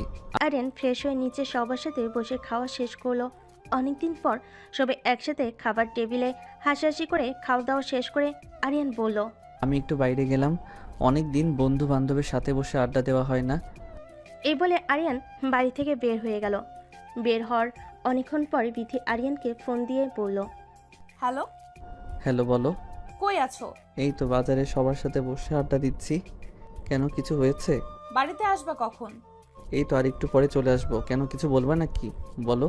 হ্যাঁ, ওই কিছু কেনাকাটা করা লাগতো। কি লাগবে বলো, এমনি আসতেছি। আসার সময় চায়ের জন্য দুধ নিয়ে এসো, দুধ শেষ। দুধ কিনে নিয়ে আসার কি দরকার, তুমি আছো না? তরকারি লবণও শেষ তরকারিতে, তাই কি দিব? লোকগিরির ভেতরে আছো, তাও আবার ফাজলামি করো না। আমার বউয়ের সাথে আমি ফাইজলামো করব, তাতে লোকজনের কি? হইছে, এখন বেশি কথা না বলে যেটা বললাম সেটা করো। শোনো, আজ বাড়িতে আমার একটা ফ্রেন্ড যাবে, রান্না বান্না একটু আগে থেকে গুছিয়ে রেখো। আচ্ছা, কোনো সমস্যা নেই, মনে করে আসার সময় দুধ নিয়ে এসো কিন্তু। ওকে। দুজনেই কথা বলা শেষ করলো। এদিকে বিথি আরিয়ানের বন্ধুর জন্য কিছু খাবার দাবারের আয়োজন করলো। একটু পর আরিয়ান তার বন্ধুকে নিয়ে বাড়িতে আসলো, চা নাস্তা খাইয়ে দিল। বিথি বসার রুমে ওরা তিনজনে বসে আড্ডা দিচ্ছিল। বিথি আরিয়ানের বন্ধু বিথিকে বলল, তা ভাবি, আপনার এত বড় কোম্পানি বিক্রি করে দিয়ে এভাবে সংসারে মনোযোগ দেন যে? করলাম তো অনেক দিন, তাই ভাবলাম এখন সব কিছু বাদ দিয়ে মন দিয়ে সংসার করি। তো মিষ্টি খাওয়াবেন কবে? মিষ্টি মানে বুঝলাম না। অনেক দিন তো হলো আপনাদের বিয়ের, বেবি নেবেন না? অনেক দিন হইল, আর কোথায় তোমার বন্ধুকে তো সেইভাবে কাছেই পাইলাম না। কাছে পাইলে না মানে, এখনো তো কাছেই আছি। বেবি নেওয়ার জন্য আবার কত কাছে থাকতে হয়। ঠিকই তো বলেছে ভাবি। আরিয়ান কি আপনাকে বাবু দেওয়ার কাজ করতেছে না? কাজ করতেছে না মানে, কাজ একটু বেশি করতেছে। তাই নাকি? তাহলে এতদিন হয়ে যাওয়ার কথা। না, একটু পরেই ব্যবস্থা নেব। আগে আমরা তো একটু সময় কাটাই। সময় তো অনেক কাটানো হলো, এখন সদস্য কথাটা মাথায় রাখলাম। ভাবি, আপনার বয়স কত? চলতেছে কেন? কি বলেন, 25 চলে? কি বলো এসব? 25 চলে তোমার বয়স? কি ব্যাপার, তোমরা দুজনেই আমার বয়স শুনে এত অবাক হলে কিসের জন্য? আপনি কি জানেন আরিয়ানের বয়স কত? না তো, শোনাই তো হয়নি। ও তো আপনাদের কোম্পানিতে কাজ করত। আপনাদের কোম্পানিতে কাজ করতে হলে বয়স বুঝি কোনো ম্যাটার না? অবশ্যই ম্যাটার করবে না কেন, কিন্তু ওই সময় আমি অফিসের দায়িত্বে ছিলাম না, তাই ওভাবে কাগজপাতি আর ঘাটাঘাটি করিনি, তাই জানা হয়নি। তার মানে তো তুমি শুধু আমার অফিসের বস নও, তুমি আমার সিনিয়র আপু। সিনিয়র আরিয়ান, কি বলো এসব? কারণ আমার বয়স 23 চলতেছে। কি? অবাক হওয়ার কিছু নেই, এটাই সত্যি। তাইলে তো জোর খাটানোর আরেকটা জায়গা বের হলো। মানে বুঝলাম না। মানে হলো তুমি এখন বয়সে আমার থেকে অনেক অনেক ছোট, তার মানে আমি যা বলবো তাই হবে। তুমি যা বলবা তাই হবে, এটার জন্য আবার বয়স ছোট হওয়ার কি আছে? না, তারপরেও থাকে না একটা জোরই আলাদা। বুঝলাম, বেশি জোর খাটাতে যেও না, তাইলে কিন্তু ভালো হবে না। আচ্ছা, অনেক কথা বললাম তো। তুই ঢাকা যাচ্ছিস কবে? যাব 2-1 মধ্যেই। এখন গেলে আবার কতদিন পরে আসবি? এখন গেলে ওই কিছুদিন পরই আসতে হবে। কেন, বন্ধু বউ রেখে কি ঘুম ধরবে না? অবশ্যই, তাই বউ রেখে কি কারোর ঘুম ধরে নাকি? তাহলে বউকে নিয়ে গেলেই তো পারো। না, ও থাক মা বাবার সঙ্গে। এই বলে আরিয়ানের বন্ধু উঠে চলে গেল। আরিয়ানও তাকে বলল আবার এসে ঘুরে যাওয়ার জন্য। তারপর আরিয়ান আর বিথি দুজনের রুমে শুয়েছিল। হঠাৎ করে আরিয়ানদের গেটের কলিং বেল বেজে উঠল। বিথি তাড়াহুড়ো করে দরজা খুলল। একটা মহিলা তাকে দেখে চিনতে পারল না, বলল রুমের ভিতর আসেন। বিথি তখন তার শাশুড়িকে ডাক দিল। তার শাশুড়ি এসে দেখলো তার বোন এসেছে। সে বিথিকে বলল, এটা আমার বোন বিথি। তখন তার খালা শাশুড়িকে সালাম দিল। তখন খালা শাশুড়ি বলল, এটা নতুন বৌমা নাকি? এটা কে, সেই প্রথম বউ নাকি? আরিয়ানকে আবার বিয়ে করাইছিস? আরে না না, আবার বিয়ে করাবো কেন? এটাই আমার আগের বৌমা। ও আরিয়ান বাবা তাহলে এতদিন পর বাড়িতে এসে আবার সেই বউকেই নিল? কি বলিস তুই এসব? বৌমার সামনে নিবে না কেন? না, বিয়ের পর তো আরিয়ানকে খুব অবহেলা অপমান করেছে শুনেছি, তাই এখন আবার আরিয়ানের সঙ্গে সংসার করতেছে যে। ও আপা, তুই এসব কথা এখন বাদ দে তো, মাত্র আসলি। চল রুমে চল, ফ্রেশ হয়ে পরে এইসব কথা হবে। হ্যাঁ মা, আপনি যান, ফ্রেশ হয়ে আসেন, আমি আপনাকে খাবার দিতেছি। না, তোমাকে খাবার দিতে হবে না, আমার বোন তো এখনো বেঁচে আছে নাকি? মার তো বয়স হয়েছে, সে তো এখন ওরকম ভাবে কাজ কাম করতে পারবে না। ও সেরকম ভাবে কাজ কাম করতে পারে না বলেই এই সুযোগে তুমি সংসারটা হাতিয়ে নিবে? না না মা, এ কি বলেন, সংসার? অবশ্যই এটা আমার বোনের সংসার, আর সারা জীবন তারই থাকবে। কি যে বলিস না তুই, সারা জীবন কি আমি বেঁচে থাকবো? বেঁচে থাকবি না মানে বেঁচে থাকতেই হবে। তা হয়েছে, এখন যাও তোমার খালা শাশুড়ির জন্য একটু শরবত নিয়ে আসো। আচ্ছা মা, আপনি খালাকে নিয়ে রুমে যান, আমি ঠান্ডা শরবত নিয়ে আসতেছি। আচ্ছা যাও, একটু তাড়াতাড়ি করো। বিথি ঠান্ডা শরবত বানিয়ে তার খালা শাশুড়িকে দিয়ে তার রুমে গেল। মনটা ভার করে বিছানায় বসলো। বিথি মন বার দেখে আরিয়ান বলল। তখন আরিয়ান বলল, কি ব্যাপার, কি হয়েছে? মন ভার কেন? তোমার খালা এসেছে, এসে উনি আমাকে অনেকগুলো কড়া কথা শুনিয়ে দিল। বুঝতে পারলাম না তার মনে আমাকে নিয়ে এত রাগ কিসের। কেমন কেমন জানি একটা কথার ভাষা। বয়স হয়ে গেছে তো, তাই হয়তো একটু এভাবে কথা বলতেছে, কিছু মনে করো না। এ বলে আরিয়ান বিথিকে জড়িয়ে ধরে বিছানায় শুয়ে পড়ল। অনেকক্ষণ বিথিকে চুমু খেলো। বিথি বারবার বলতেছে ঘরের দরজা খোলা, যে কোনো সময় যে কেউ চলে আসবে। বলতে বলতে বিথির খালার শাশুড়ি রুমে এসে দেখলো তারা জড়িয়ে ধরে শুয়ে আছে। এই দেখে আরিয়ানের খালা জোরে চিৎকার করে বিথিকে বলল, আরিয়ান, সি সি সি, ঘরের দরজা খোলা রেখে কি অসভ্যতামি করতেছিস? আরে খালা, তুমি কখন আসলা? আসো, ভিতরে আসো। না না, আর ভেতরে গিয়ে কাজ নেই, রুমের বাইরে থেকেই যা দেখলাম। সরি খালা, কিছু মনে করবেন না প্লিজ। আসেন না, রুমের ভেতরে আসেন। চুপ করো, তোমার লজ্জা শরম কি একদম বিক্রি করে খেয়েছো? খালা এভাবে কথা বলতেছেন কেন? কখন কি করতে হয় তাও দেখি জানিস না তোরা? আচ্ছা খালা, মাথা ঠান্ডা করেন, আসেন বসেন। কি দিনকাল পড়ল রে বাবা, এখনকার ছেলে মেয়ের কোনো লজ্জাই নেই। আর আমাদের সময় একটু হাত ধরতো তাও লজ্জা পেতাম। আপনাদের সময়ের কথা বাদ দেন খালা। আরিয়ান, বড়দের মুখের উপর কিভাবে কথা বলতে হয় তাও জানিস না, আবার মুখে মুখে তর্ক করতেছিস। কি করব বলেন খালা, আসার পর থেকে আপনি অনেক উল্টাপাল্টা কথা বলতেছেন। কি বলবি তুই? আমি এসে তোদের বিরক্ত করলাম? তা বলি নাই, তবে আপনি হয়তো ভুলে গেছেন কারো রুমে ঢোকার আগে পারমিশন নিতে হয়। বউ পেয়ে তুই এতটা পরিবর্তন হয়ে গেছিস আরিয়ান, তোর রুমের আসার জন্য আমাকে পারমিশন নিতে হবে? শুধু আমার রুম নয় খালা, যে কারো রুমে যাওয়ার আগে অবশ্যই পারমিশন নিতে হবে। এতদিন পর তোদের বাসায় এসে এরকম কথা শুনতে হবে, আগে জানলে কখনোই আসতাম না। খালা কথাগুলো অন্যদিকে নেবেন না প্লিজ, আপনার খারাপ কিছু তো বলা হয়নি। তুমি আমাকে এভাবে অপমান করতে পারলে তোমার বউয়ের সামনে? নব দম্পতির ঘরে ঢোকার আগে অবশ্যই আপনাকে পারমিশন নিতে হবে। ও ফারিয়ান, চুপ করো তো প্লিজ। এভাবে খালার মুখে মুখে কেন কথা বলতেছো? এই মেয়ে, তুমি চুপ করো। তুমি আমাদের কথার মধ্যে কেন কথা বলতেছো? সব কিছু হয়েছে তোমার জন্য। আপনার কথার মানে বুঝলাম না খালা। আসার পর থেকে দেখছি আপনি আমাকে সহ্য করতে পারতেছেন না। কিভাবে সহ্য করব?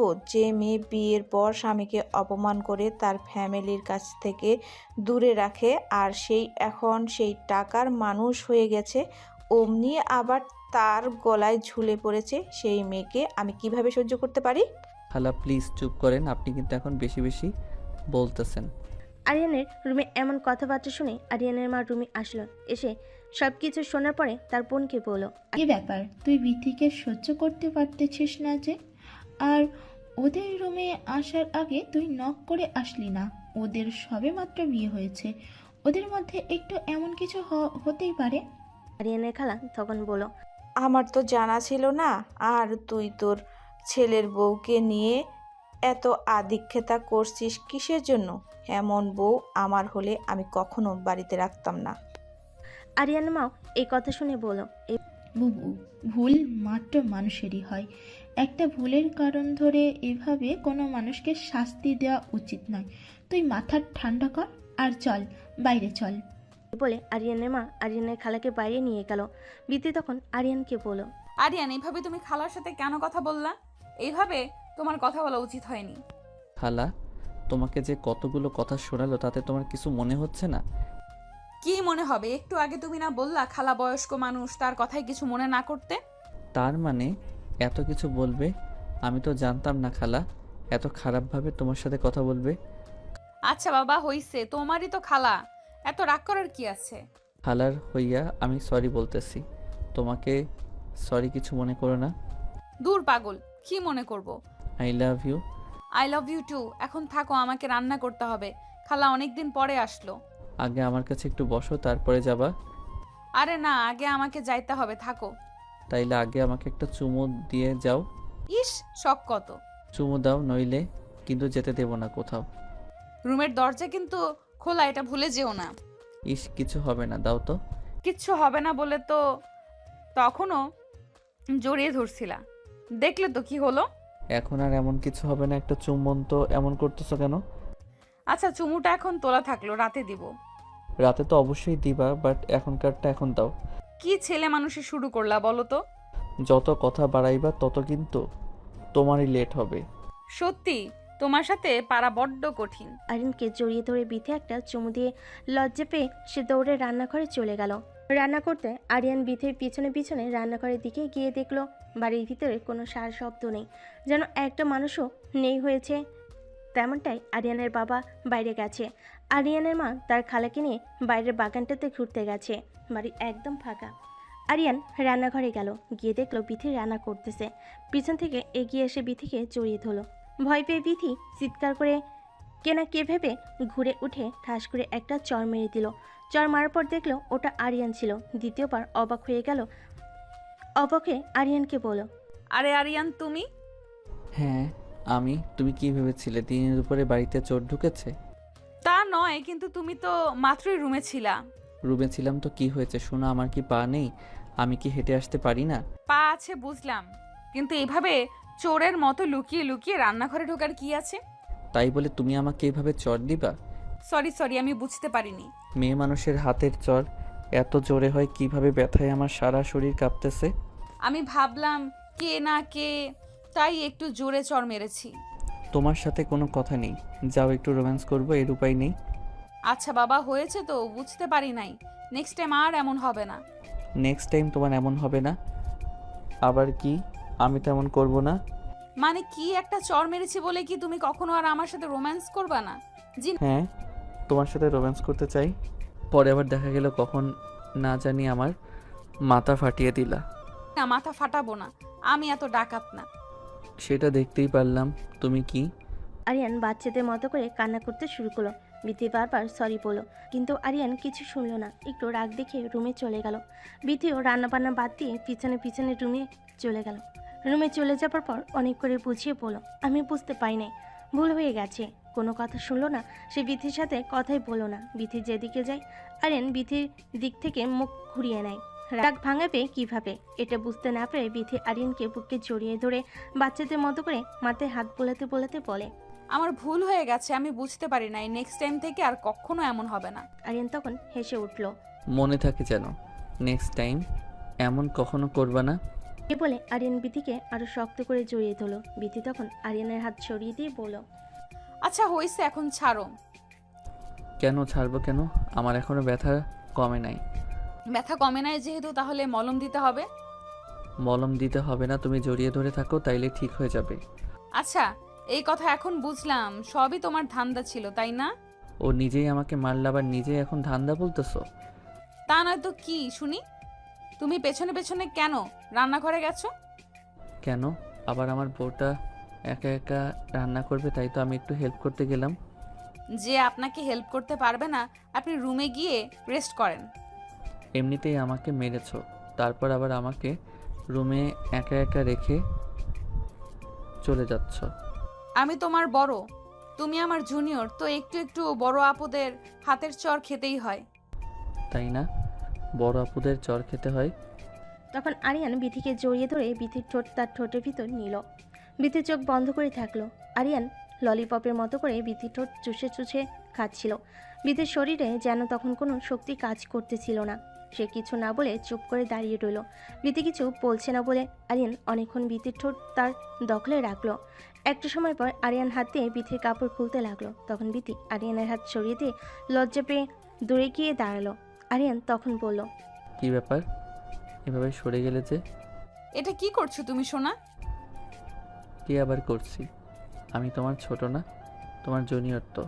ছোটদের এরকম আবদার একটু মেনে নিতেই হয়। ইস, আসছে ছোট? কিসের ছোট তুমি শুনি? যাবো বাবা, একটু আগেই তো তুমি বললে আমি নাকি তোমার জুনিয়র। অবশ্যই তুমি আমার জুনিয়র।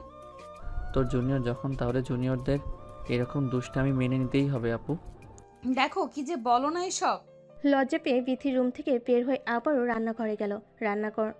রান্নাবান্না শেষ করে সবাই মিলে খাওয়া দাওয়া করলো।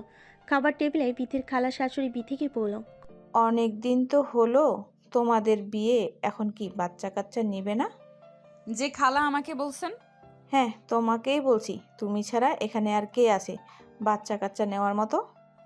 ইনশাল্লাহ খালা, আল্লাহ যখন দিবে তখনই তো হবে। আল্লাহ তো দিবেই, তাই বলে কি তোমরা চেষ্টা করবে না? আপনার কথা মাথায় রাখলাম খালা। সুখবরটা তাড়াতাড়ি দিও, বাড়ির মঙ্গল হবে। বাচ্চা হওয়ার সাথে আবার বাড়ির মঙ্গলের কি আছে? অবশ্যই মঙ্গলের ব্যাপার আছে।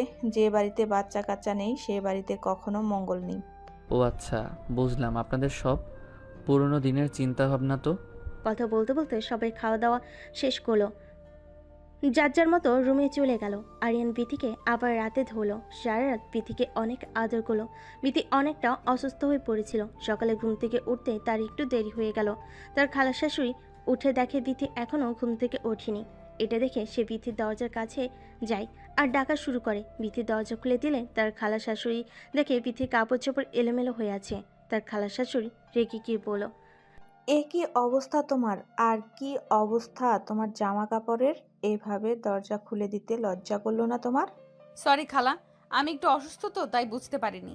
অসুস্থ আর বুঝতে পারবো নাই মানে? কয়টা বাজে এটা খেয়াল আছে তোমার? এখনো ঘুম থেকে উঠো নাই যে? আমি এখনই ফ্রেশ হয়ে নিচে আসতেছি। ফেস তো হতেই হবে, যে অবস্থা দেখতেই তো পারতেছি। আপনি যান, আমি এখন আসতেছি। গোসল করে ভালোভাবে নিচে আসো। জি আচ্ছা। লজ্জা পেয়ে বিথি তাড়াহুড়ো করে গোসল করতে গেলে গোসল করে সে নিচে গেল। নিচে যাওয়ার পর তার খালা শাশুড়ি তাকে অনেক নোংরা নোংরা কথা শোনালো। বিথি অনেক কান্না শুরু করলো। আরিয়ান তাদের চেঁচামেচি শুনে নিচে গিয়ে দেখলো বিথি কান্না করতেছে। সে তার খালাকে বলল, খালা, আপনি আসার পর থেকে দেখতেছি বিথিকে আপনি সহ্য করতে পারতেছেন না কেন, কি সমস্যা? খালা তখন বলে উঠল, কত বেলা হয়ে গেছে, এখনো ঘুম থেকে উঠুনি যে? আরিয়ান তখন বলল, এই খালা, ও অসুস্থ, এই জন্য উঠতে দেরি হয়েছে। তা কালকেই তো দেখলাম ভালো রাতের মধ্যে আবার অসুস্থ হয়ে পড়লো কিভাবে? অসুস্থ মানুষ কখন কিভাবে হবে এটা কি বলে কয়ে আসে?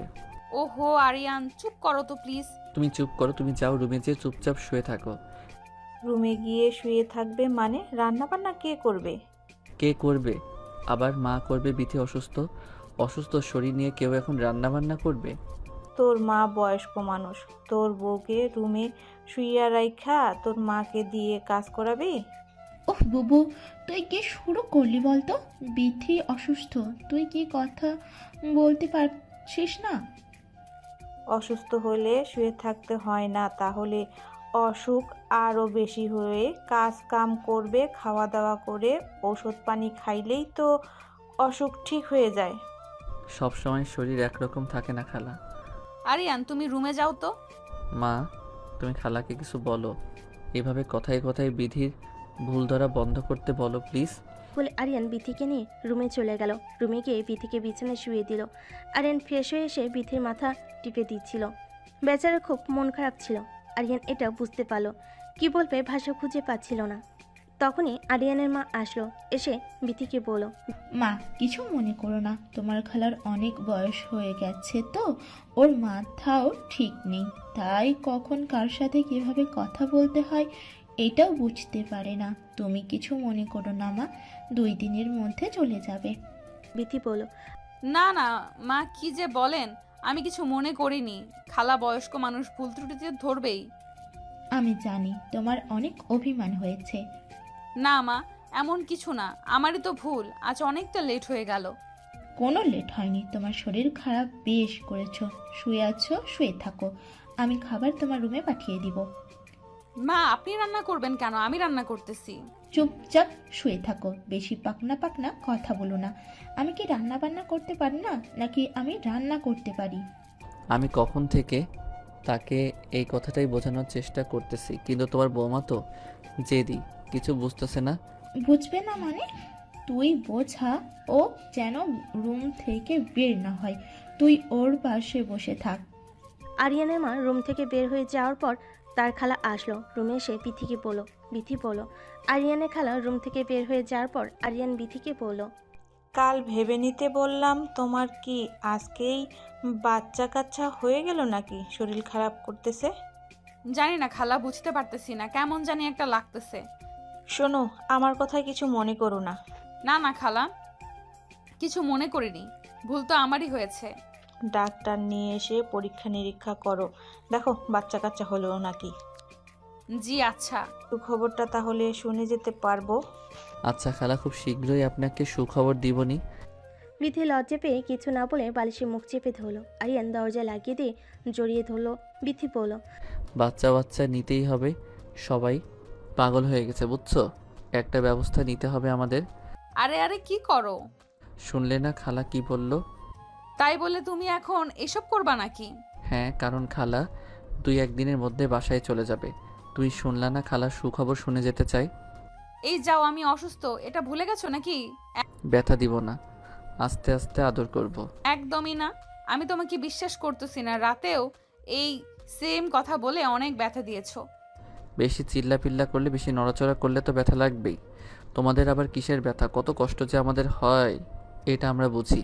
ইস, কি কথা, তোমাদের কি ব্যথা হয় না শুনি? আমাদেরই তো ব্যথা, তোমরা তো শুধু শুয়ে থাকো আর যত কষ্ট আমাদের করতে হয়। লজ্জাহীন ছেলে, যাও দরজা খুলে দিয়ে আসো। আচ্ছা, শুয়ে একটু রেস্ট করো, রাতে ব্যবস্থা করতেছি।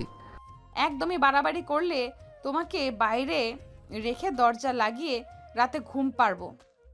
তারা রুমের ভিতর অনেকক্ষণ হাসাহাসি করে মজা করলো। আরিয়ানের মা রান্না করে বিথিকে রুমে খাইয়ে দিতে গেলে বিথি খাবার খাচ্ছিল আর আরিয়ানকে বলতেছিল, সত্যি তোমার মা অনেক ভালো মনে মানুষ, আমাকে একদম মেয়ের মতো করে ভালোবাসে, কত যত্ন করে আমি বলো।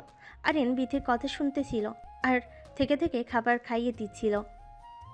খাওয়া শেষ করে আরিয়ান বিথিকে ওষুধ খাইয়ে দিল। আরিয়ান বলল, আজ তোমাকে নিয়ে একটু বাইরে হাঁটতে যাব, অনেক দিন হয়েছে বাইরে যাওয়া হয় না। বাইরে কই যাইবা? বাইরে আবার কোথায়, রাস্তায় যাব, তোমাকে নিয়ে একটু ঘুরবো। ভালো হবে, আমারও বাড়িতে আর ভালো লাগতেছে না। আচ্ছা, তুমি নীল রঙের শাড়িটা পরো।